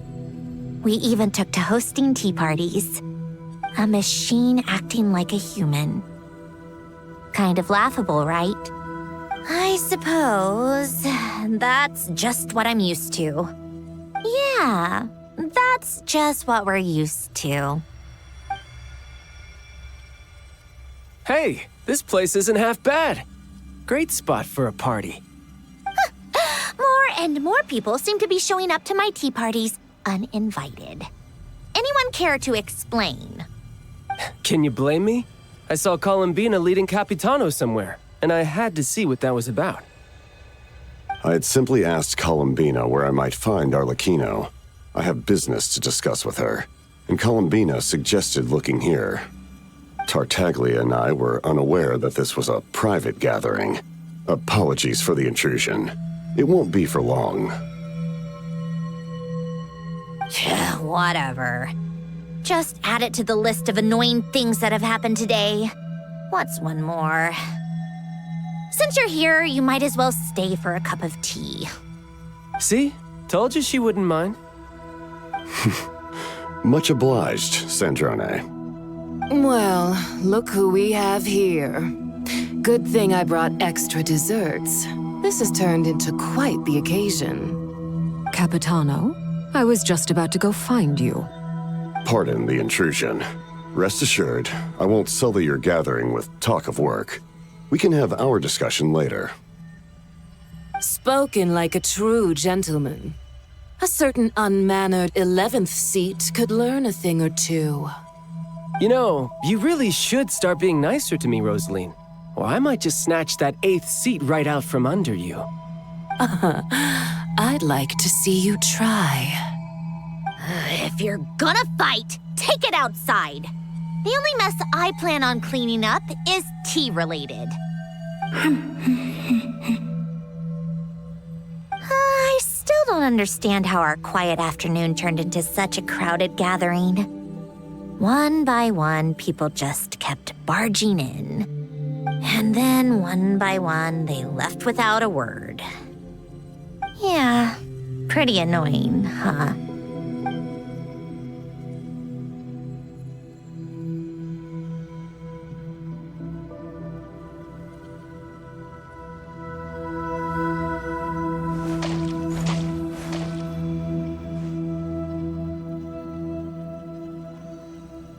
Of all my days with the Fatui, the times I spent with you, Arlecchino, and Rosaline, they were my favorite. Goodbye, Sandrone.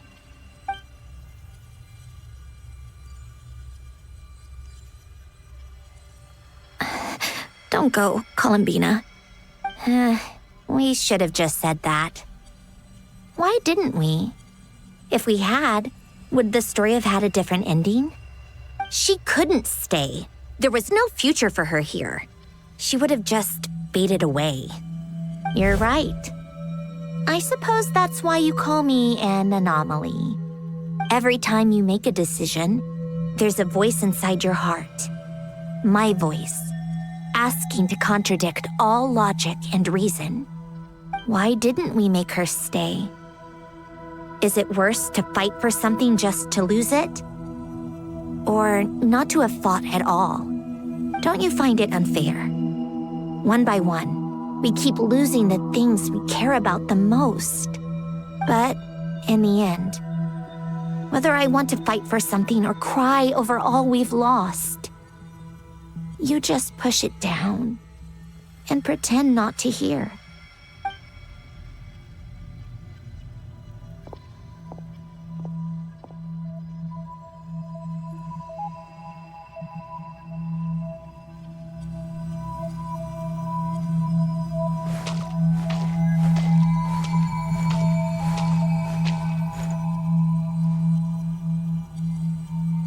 And now, even Polonia, the other half of Elend's legacy, the last remaining member of our family. Even Polonia is no longer with us. I did everything I could, but it's just like Elend always said. Polonia was one of a kind. There was no replicating what he managed to create. Don't you feel like our connection to the past is fading bit by bit? Like, even the things we have left are slowly slipping away.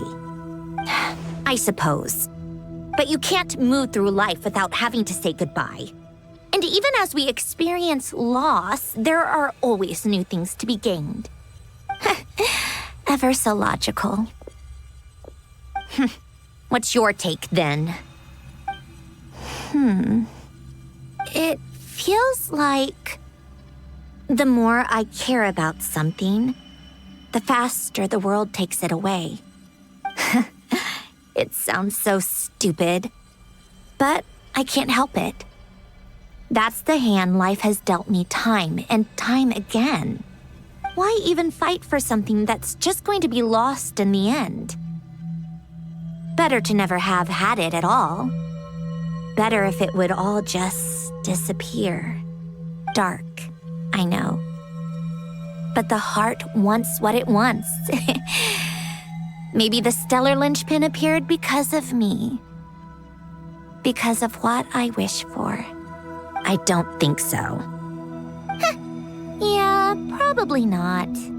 What an anomaly wants goes against all logic and reason after all. Well, go ahead and do what you came for. You're here to resolve the anomaly, aren't you?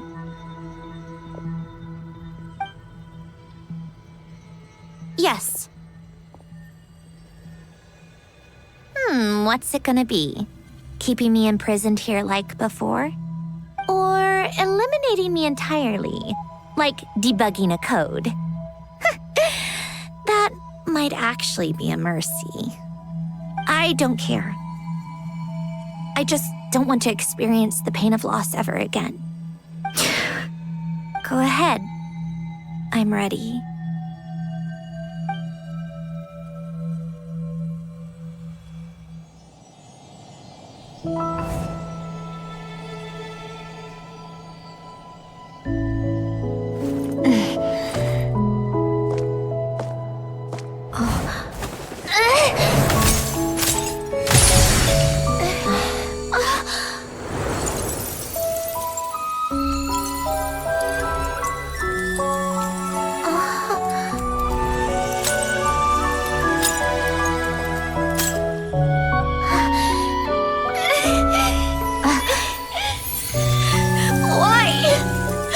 Why do we keep losing everything we care about? I know it hurts, but that's life. I wish... I know. I've always known. Because we've been one all along.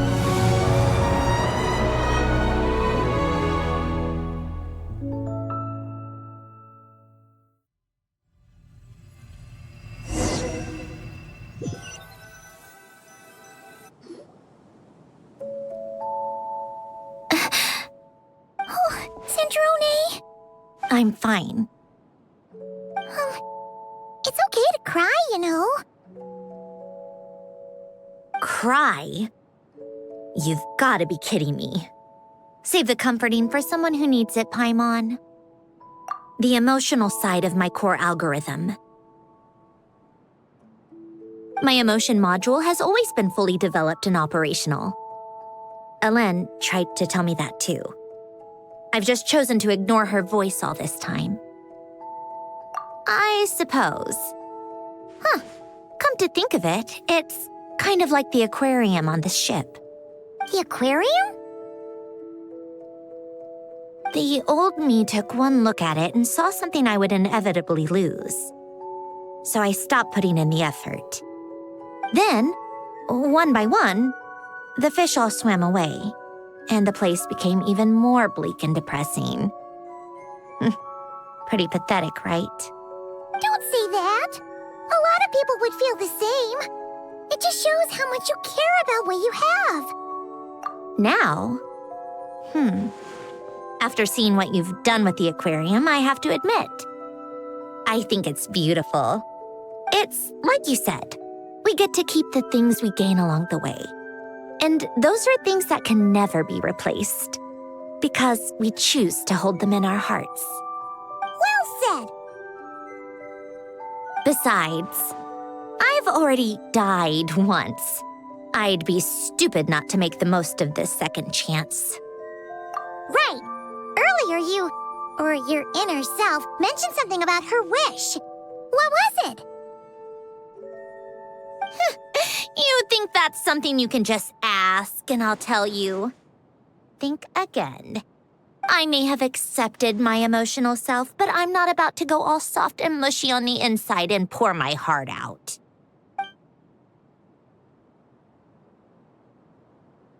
That said, taking a step in the right direction couldn't hurt. Starting with cleaning some old aquarium tanks of my own. Huh? Metaphorically speaking, I mean. Come on, let's head back to the ship. I need to talk to that shaman. Huh? Resentful lost souls? You couldn't get comfortable sleeping near the Opera Epicles, right? Well, I bet that's why. The Fountain of Lucine is where all the water in Fontaine gathers. So that's where the emotions within the water converge as well. Hold on. If it's souls we're dealing with, feeling uncomfortable should have been just the beginning. I should have been able to hear their voices or something. And under normal circumstances, I'm sure someone of your talents would have. The problem is, these souls are no longer complete. Remind me how they ended up like that again? You mentioned something about them being split apart? Yes, it's called soul severing. Renee of the Nartsitzenkreuz Ordo came up with it. After learning of Fontaine's impending doom, Renee thought if he could find a means for the soul to live on in perpetuity, it might ensure the world's salvation. Soul severing was the first step of his research. Unfortunately, his theory of the 4 orthants was imperfect at the time, and a failure along the way caused his physical form to dissipate. Jakob, another member of the Nartsitzenkreuz Ordo, sought to carry on Renee's legacy and restore his physical form. He even used some of the people who stood in his way as test subjects for his research. By severing their souls? Yes. After Renee successfully awakened, the two continued their research, and all the severed souls ended up merging into Renee's consciousness. After you saved Fontaine by turning Fontainians into true humans, these souls returned to the ley lines. But the souls severed before Renee awakened had nowhere to go, doomed to forever wander the waters of Fontaine as listless spirits. Almost as if they exist outside the bounds of this world. Unrecognized by the ley lines or fate. No wonder I couldn't sense them.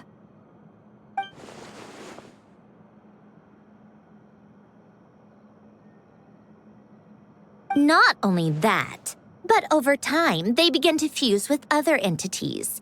Their inner resentment lured in all sorts of evil beings, which corrupted and defiled them into nothing more than accumulations of filth. But the full transformation must have been recent. Otherwise, the Udex surely would have noticed. Wait, no, he must know already. That would explain the underwater melazine patrols.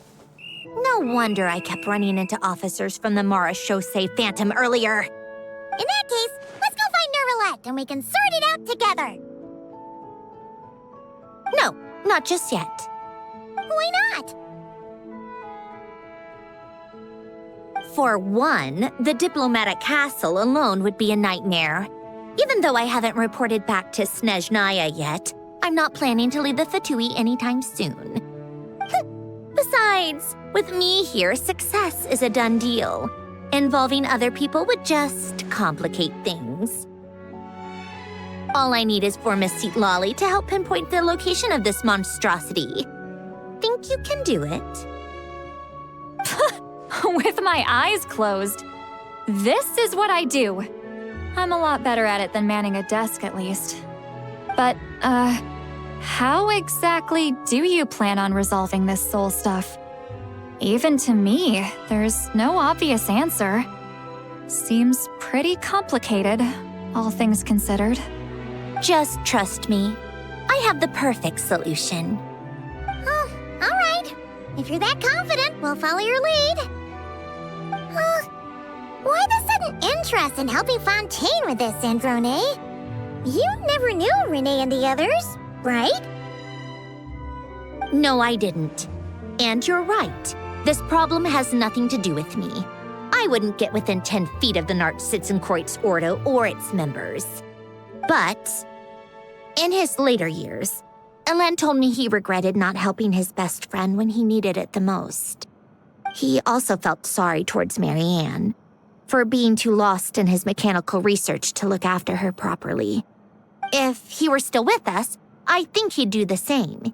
He might have a few choice words to say about it, but even after everything, he wouldn't leave his friend's mess for someone else to clean up. Friends shouldn't hold grudges or leave behind regrets. Fixing what happened between him and Renee was one of his greatest wishes. All I'm doing is fulfilling it in his stead. You know, you really do seem a little different now. You mean everything that just happened wasn't for nothing? Why, thank you for pointing out the obvious, Paimon.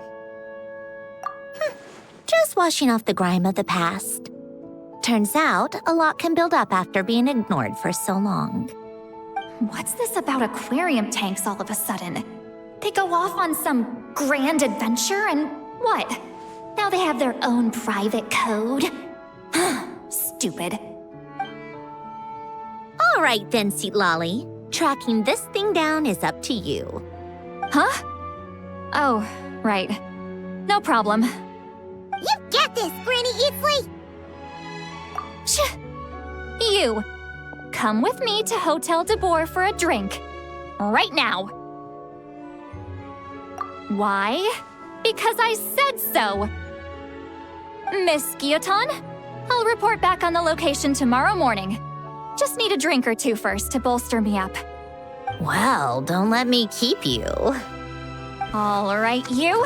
Time to go. I've got scores that need settling. Huh?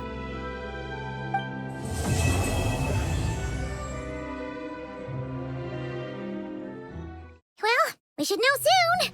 Let's just hope it all works out.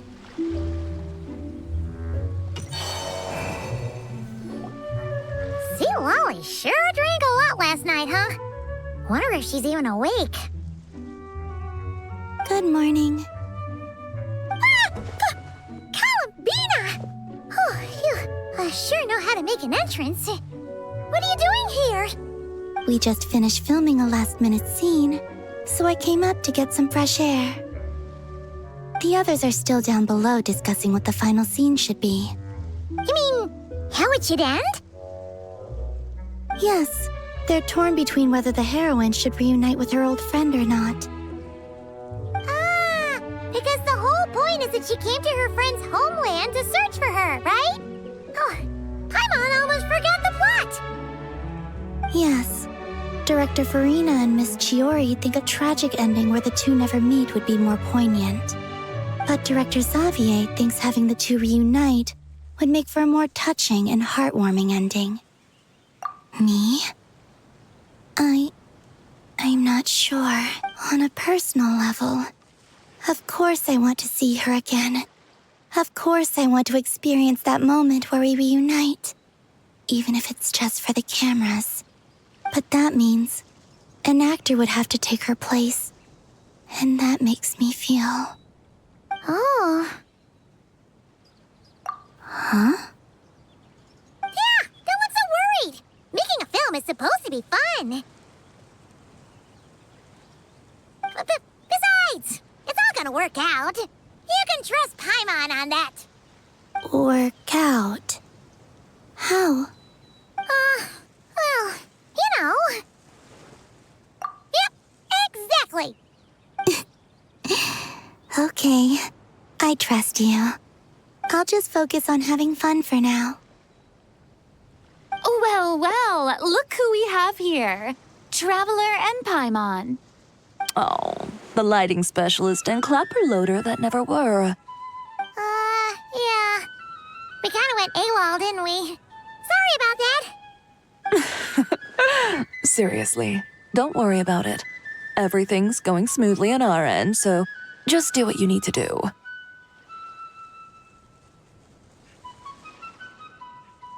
You seem to be in better spirits now, Miss Columbina. I apologize if our earlier discussion put you on the spot. It's okay. I'm fine now. The Traveler and Paimon talked me through it. So, what are your thoughts on the ending then? Should we have them reunite or not? We should tie everything up in bows. Huh?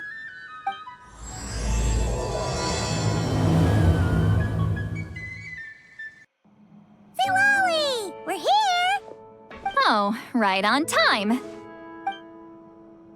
Well, yeah. We weren't the ones who drank our weight in alcohol yesterday. What? Are you suggesting Granny can't handle her liquor? It takes a lot more than that to get me drunk. Really? 'Cause, you stopped making sense after a while. Did I? Huh. News to me. I didn't say anything too crazy, I hope. Let's see. You spent half an hour bad-mouthing Auroron, half an hour complaining about work, an hour talking about light novels, and, Paimon kind of fell asleep after that. Are they gone? Oh, the crew? Yeah, we bumped into them on the deck, but they just left. Wait, but now that everything with your core is sorted out, what's stopping you from seeing Columbina?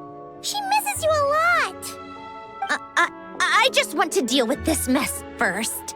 Besides, this is a perfect chance to make her jump for once. I have to plan it out more. But enough about that.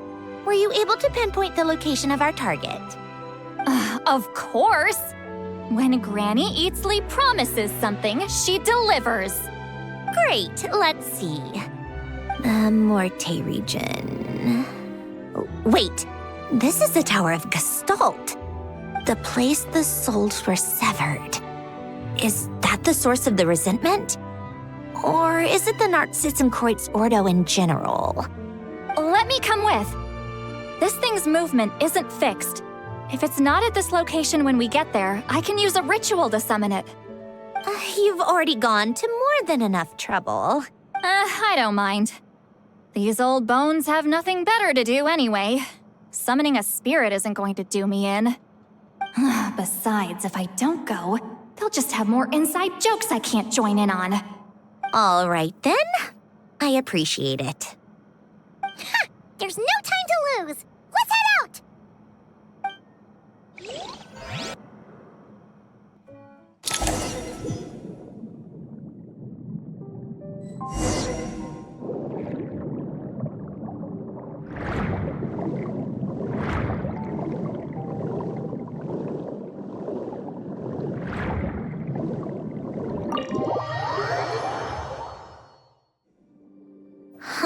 No sign of it so far. Should I start the summoning ritual? Let's drain the water from this floor of the tower first. It'll make it easier to move around. Wait, we can do that? Of course. Alan and Renee both saw the future that awaited Fontaine and even shared a few methods for waterproofing buildings. The principle behind it is, not important. Just unlock the mechanisms in the order I tell you.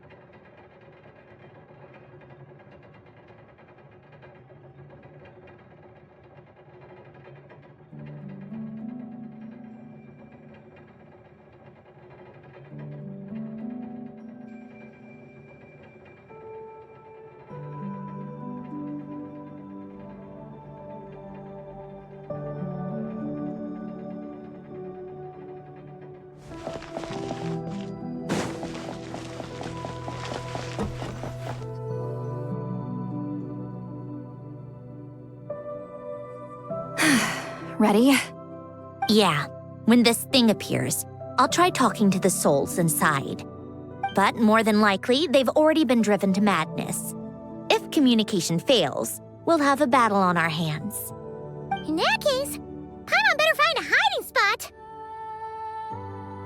If a fight does break out, I should be the one to deliver the final blow. Trust me on that. Understood. All right, I need quiet. Wandering spirits drifting along the tides. Hear me now. Broken souls, silenced, torn apart and forsaken. Follow the traces of the past and return to us. Let resentment recognize resentment. Let vile entities be drawn together. And in this place, take form once more.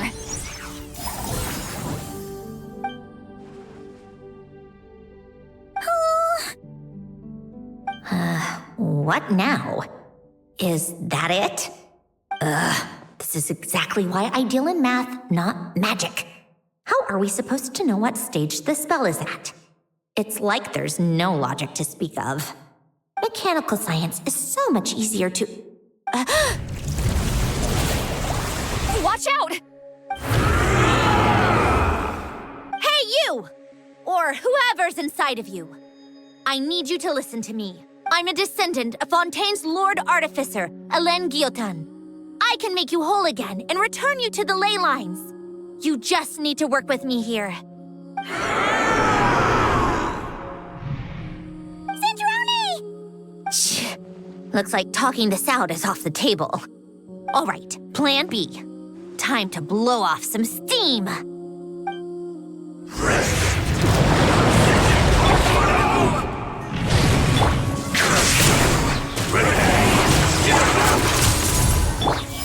You're cursing out the wrong person!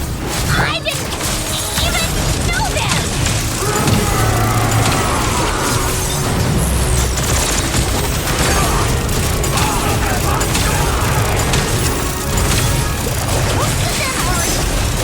But you still have a chance to return to the ley lines and reunite with your family. Just work with me here!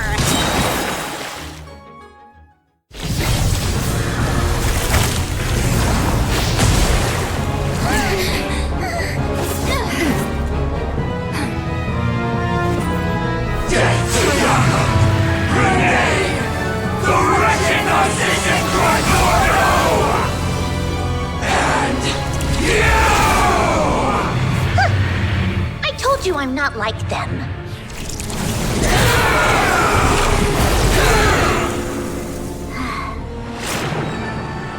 I'm stronger. Inverted. World formula. Reversion.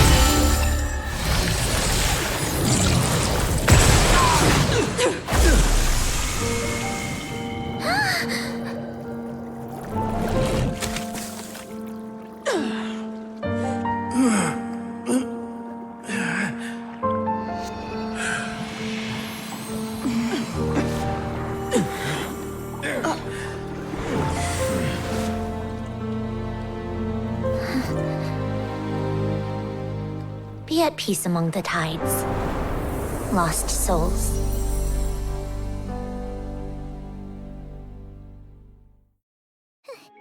Is it over? Yep, told you it'd be a piece of cake. How did you do that back there?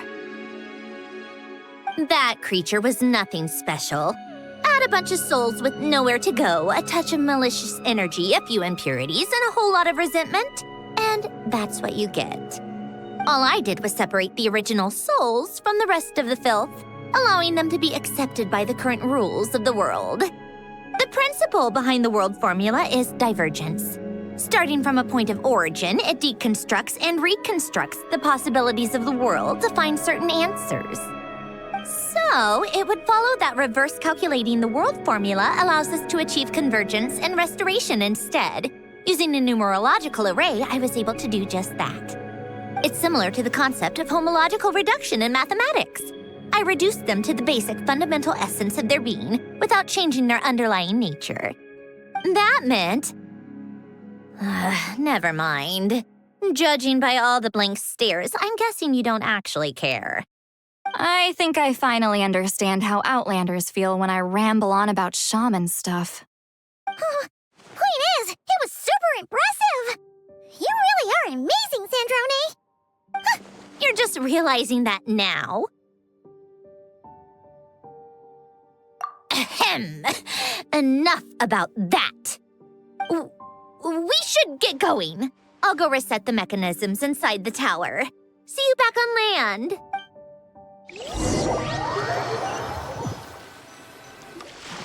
Well, that's one old mess for the books. Glad to have that over and done with. Feels nice to do a good deed every once in a while. You helped everyone out a bunch and not cry, too. Kinda seems like you're just a good person at heart. I wouldn't be so sure. I'll be heading back to the Fatui soon enough. You two are too trusting sometimes. Fine.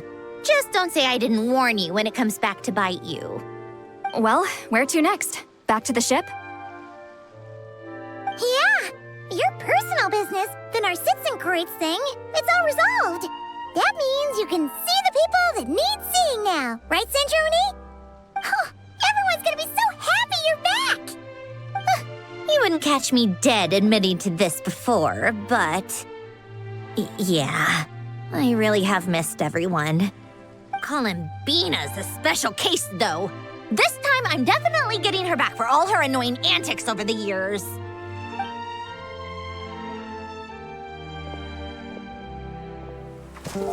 She'll sense me coming from a mile off. How am I gonna...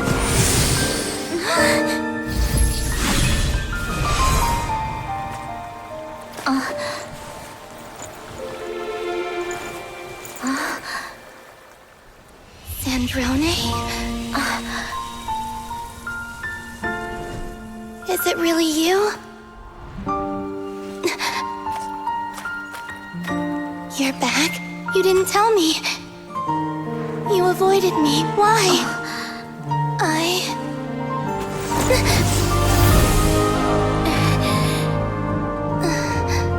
Sandrone?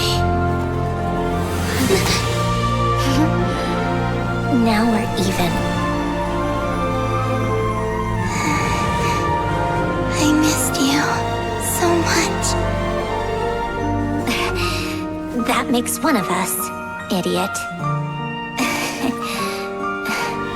I'm here, Columbina.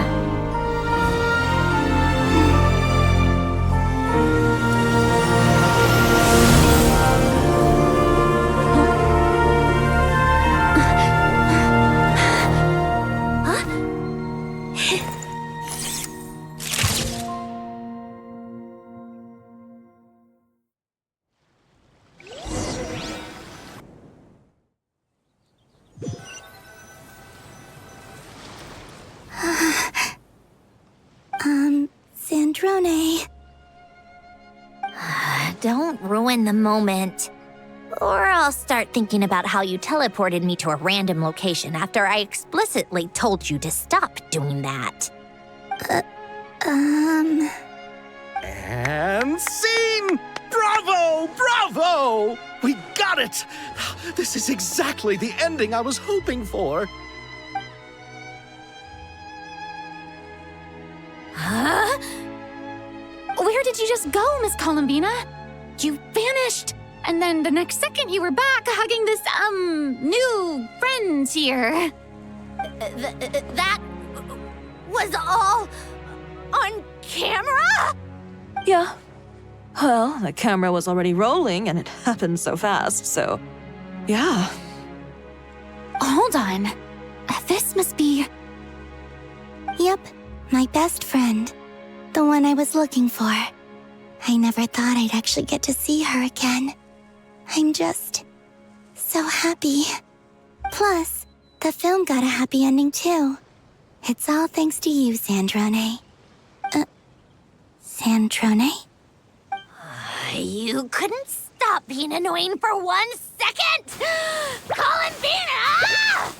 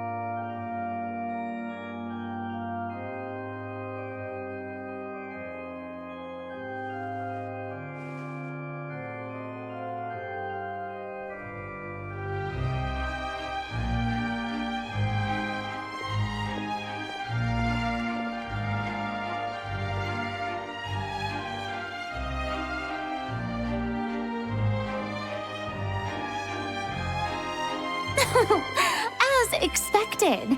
Going to the opera house is the true way to enjoy a film. You get to see the audience's reaction in real time, too. The endings seem to be received quite well. I can't believe you let us include that in the final cut, Sandrone! You even agreed to help us reshoot a couple of shots. Thanks a million. Most of it was caught on camera already, so it's not like I had much of a choice. Besides, the film I'm in is going to be anything less than perfect. What are you laughing at? Nothing. It was just interesting to see us on screen together.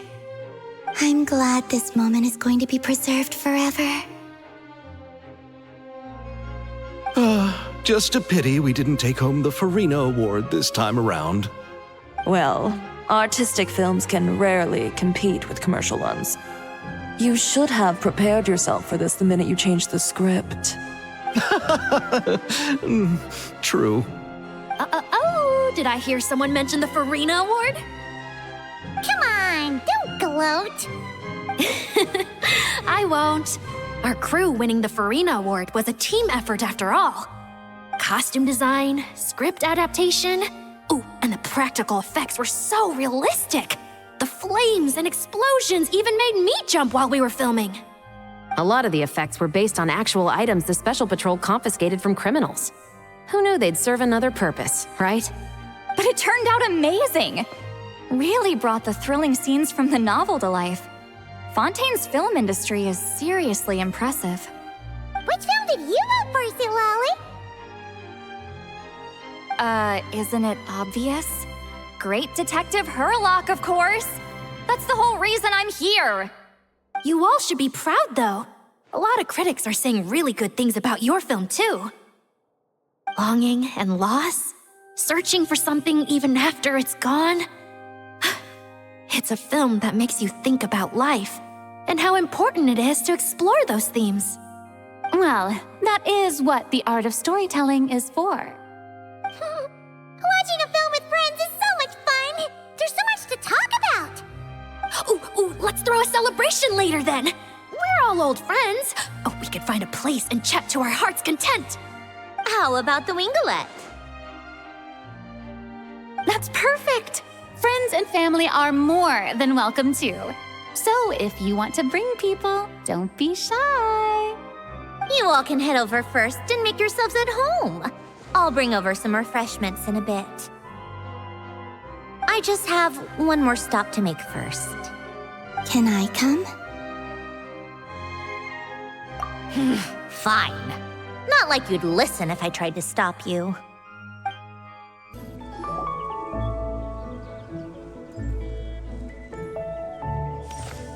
Wait, is this? Yes. Here lies Lord Artificer, Elaine Gailton. This is his grave. Oh. I'm sorry, Ellen. I'm sorry this is the first time I've been back since leaving Fontaine. I should have come to see you more often. I got your gift. I even cleaned up one of the Narcitzenkreuz Ordo's messes along the way. Our home is just as quiet and warm as it always was. The flowers in the garden are still thriving. I'll make sure to tend to them more often from now on. Polonia received irreparable damage in battle. I should have taken better care of your invention. I'm sorry. Polonia was family to me. Just like you.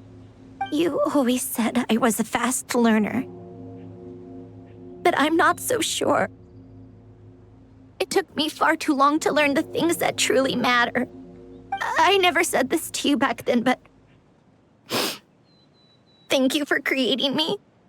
For giving me the chance to experience life. Being your family meant everything to me. Absolutely everything. Can I say a few words as well, Sandrone? Don't need my permission. Hello, Mr. Guillotin. I'm Sandrone's friend. You don't need to worry. Sandrone is doing great. Not only is she a brilliant scholar, she's made a whole bunch of friends, too. And she takes great care of them. As if. She'll never admit it, but she's always there when her friends need it the most. I wouldn't even be here without her. So, if she ever needs help, her friends will be there in a heartbeat, including me. That's what best friends are for. Columbina. What else? Oh, she likes drinking bitter coffee, listening to piano music when she can't sleep. Turns out she even likes giving hugs. No, wait! Don't tell him all that! Huh? I don't understand. I didn't think you'd want to hide things from him. Well, yeah, but there are still things I don't want to say. Okay. I'll come by myself and tell him for you then. That's not what I meant. All right. Enough with the speeches.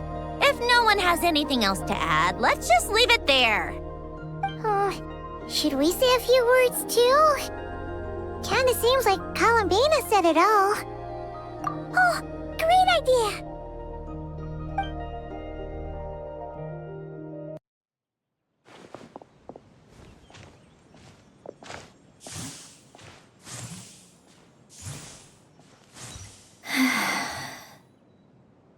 Goodbye, Ellen.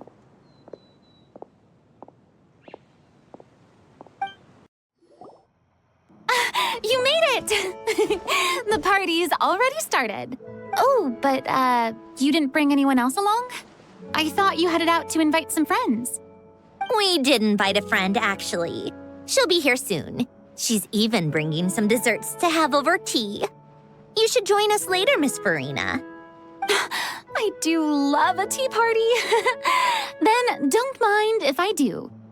This seems like a fun occasion. Let's go talk with everyone. Good idea! We'll introduce you to all our old friends.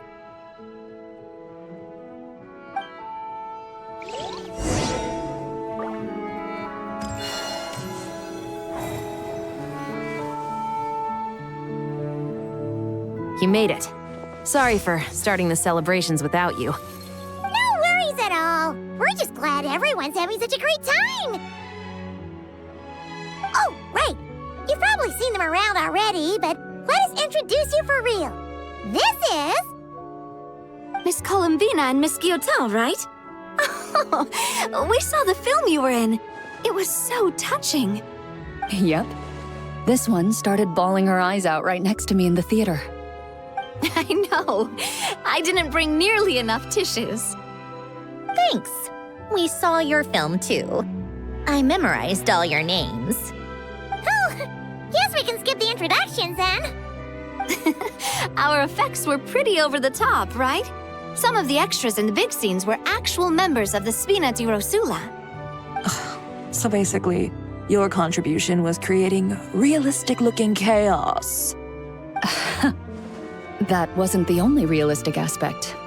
Miss Chevreuse and Miss Emily were also kind enough to lend their expertise on criminal investigations and forensics. Oh, it was nothing. I was just honored to take part and help out.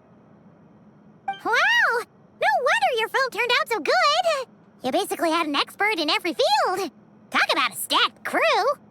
Oh, speaking of, want to join in on a round of tabletop troupe later, Miss Columbina and Miss Guillotin? I mean, what better place for a party than a party? Here we go again. That sounds interesting. Yes! Persuasion successful! What about you, Miss Guillotin? I guess one round couldn't hurt. Critical success!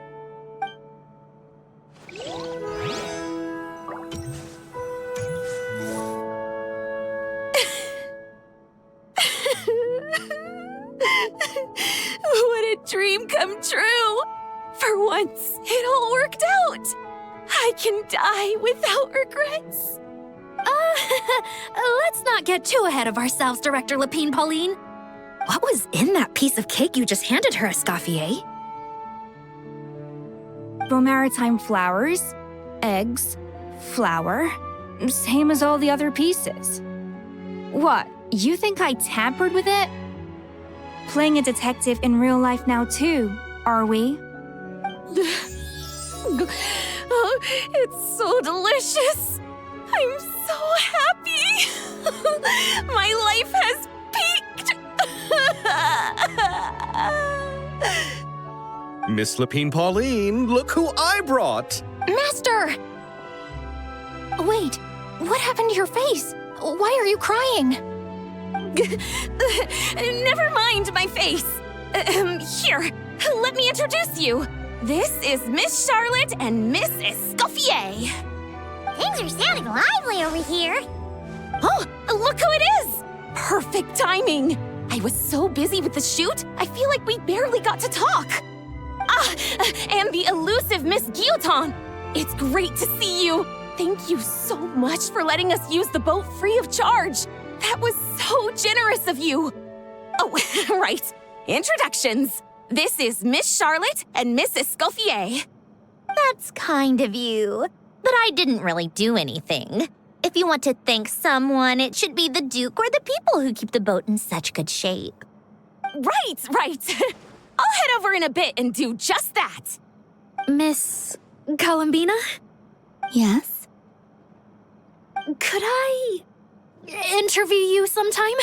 I'll treat you to some gâteau de bord for the trouble. There's only a limited amount available each day. Oh, but it's an absolute must-try when you're in Fontaine. Oh, sure. Bold of you to use my own cake as a bribe right in front of me. You know what? When else are we all going to be together like this? Come on, everyone! Grab your drinks!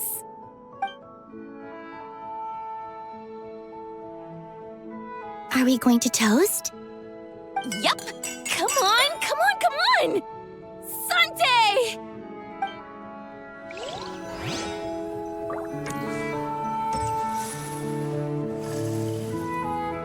Granny Citlali, you're really not going to let us borrow these cute little stuffed toys for our magic show? First of all, Citlali and Eats Papa are Chi-Chi meal. They have inauspicious stars sealed within them, and they're my helpers, not toys. But the Grin Malkin Cat and Boggle Cat box are Linny and Lynette's helpers. And they still make good partners on stage. Agreed. We've never had a Chi-Chi meal pop out of our hats before. It would be quite the surprise. I think the audience would love it. If this was the Masters of the Night Wind, these kids wouldn't have even had the guts to say my name, let alone pester me like this. I'm terrible at dealing with requests like this. Oh, Traveler, quick, save me!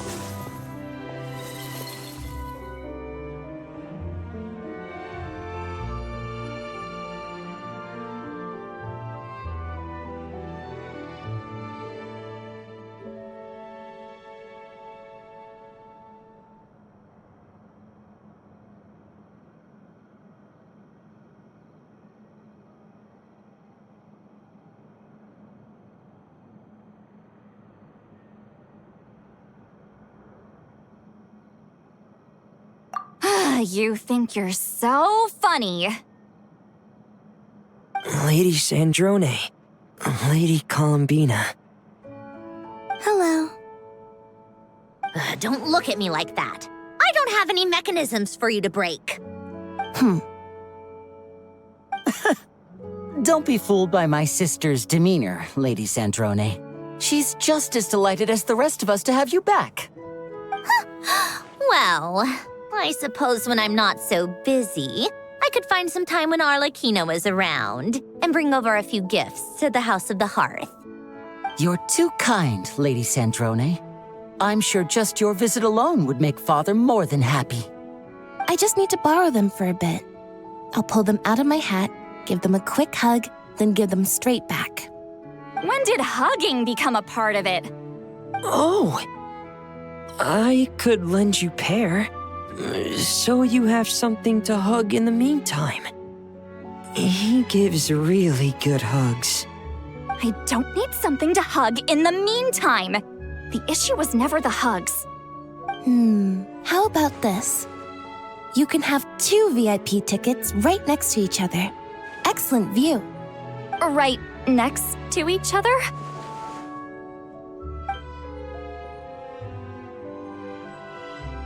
Yep, super quiet. No one will bother you. I'm sure you'll have a great time. Fine.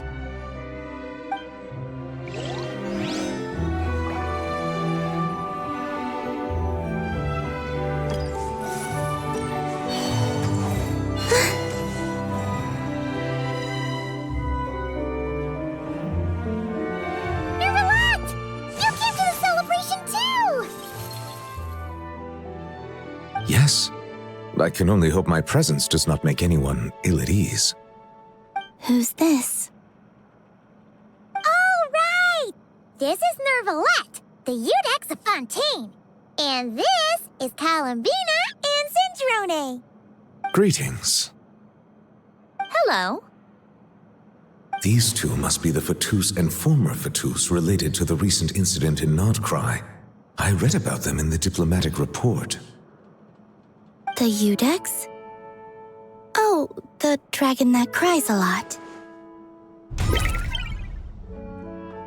Oh, well... Jeez, Columbina. That's your takeaway from all those Fatui meetings? Seriously? Is that truly how I'm portrayed in the Fatui's intelligence? You must put a lot of people in prison then. Well, it would be more accurate to say I pass judgment on their crimes. All trials in Fontaine strive for fairness and justice, so as to avoid imprisoning the innocent. So, only the people who deserve it get sent to prison. Well, deserve is quite a subjective metric, is it not?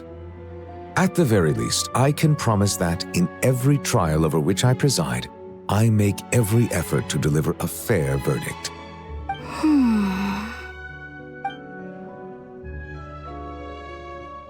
Yeah. Oh, for the love of... what is she doing now? You seem like a good dragon.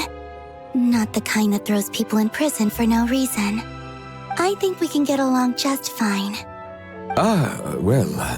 Thank you. Then she punched me because... Sorry, Nervalette. She thinks that's a sign of friendship. Where does she even pick up weird habits like that? Ah, I see. I believe I have observed people on the streets of Fontaine expressing affection in a similar manner. I suppose I now know what it feels like. Yes, quite, abrupt. You know, these two are surprisingly alike.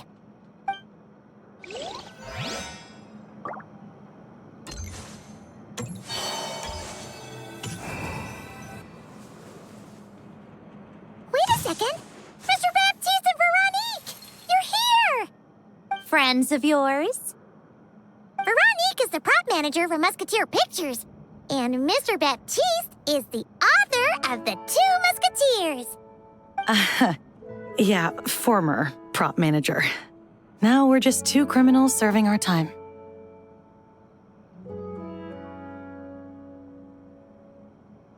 Thanks to Duke Risley and Nurse Sigewin looking out for us. Not too bad, actually. You make it sound like I'm giving you special treatment. I just think the method of justice you chose to pursue is one people can respect. You are far too modest, Your Grace. The only reason we were even able to come to the surface for the festival is because you fought for it. It's also just good for the physical and mental health of the prisoners in general. Anyway, I suppose I have you to thank for keeping the Wingolid in such good shape. I never knew she could look so striking. I didn't do anything special. It was mostly the Traveler and the others. Don't sell yourself short, Miss Guillaume. You are the current captain, after all. In light of that, I have to ask, Do you mind if I leave up some of the installations so the people back at the fortress can also enjoy the aquarium?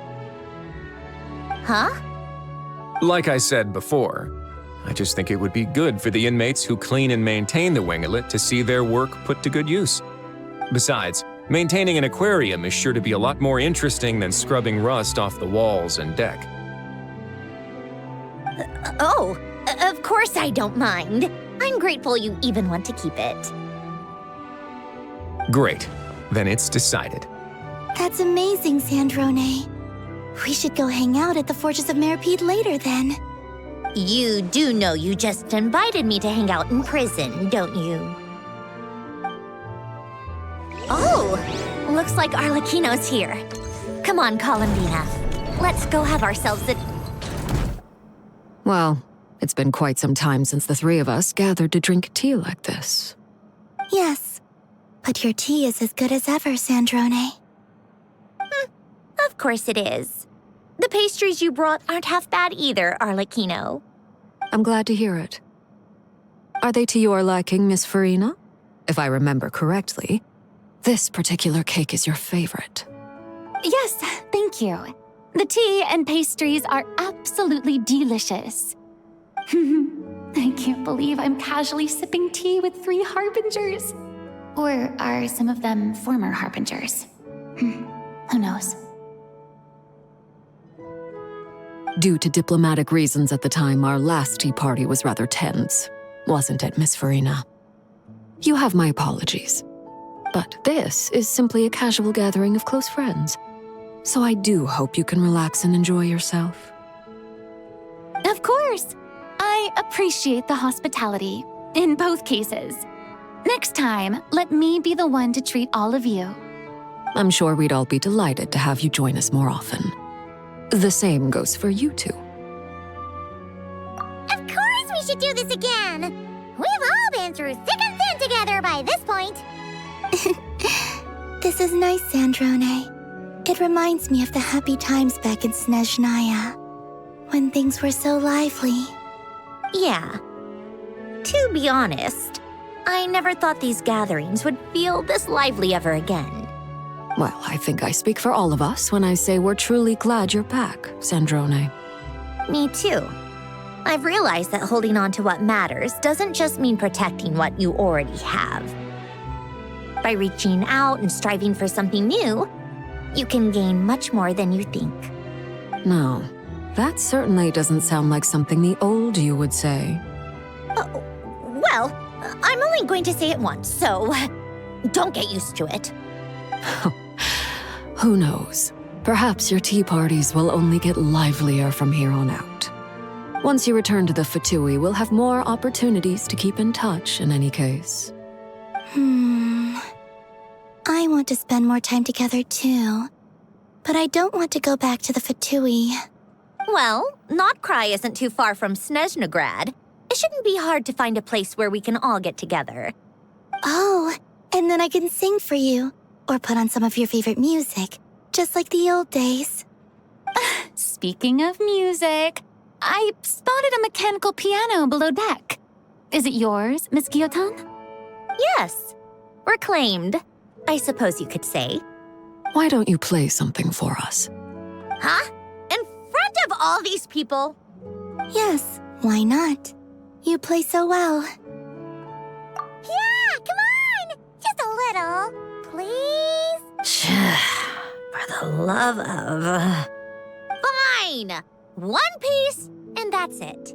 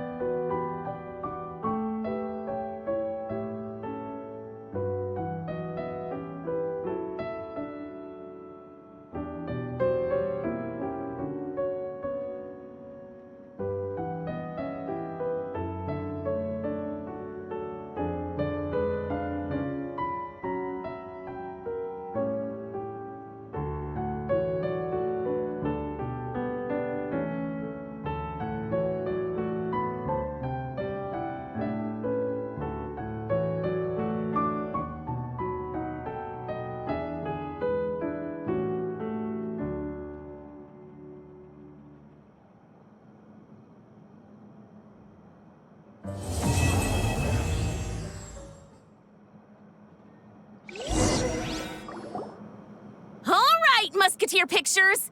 Everyone ready? I'm not sure I should be in this one. Of course you should. You might have primarily helped out another crew this time, but you're still a member of Musketeer Pictures. All right, thanks. I'll still stand a bit off to the side, though. Can I be in the picture too? Of course, Miss Veronique. I would have loved to have you in the last one too, if circumstances had allowed it. Thank you, Director Xavier. Do I really have to be front and center? You're one of the lead actors! Of course you do! Nervous, Sandrone? No. All right, look at the camera. And 3, 2, 1. Musketeer Pictures!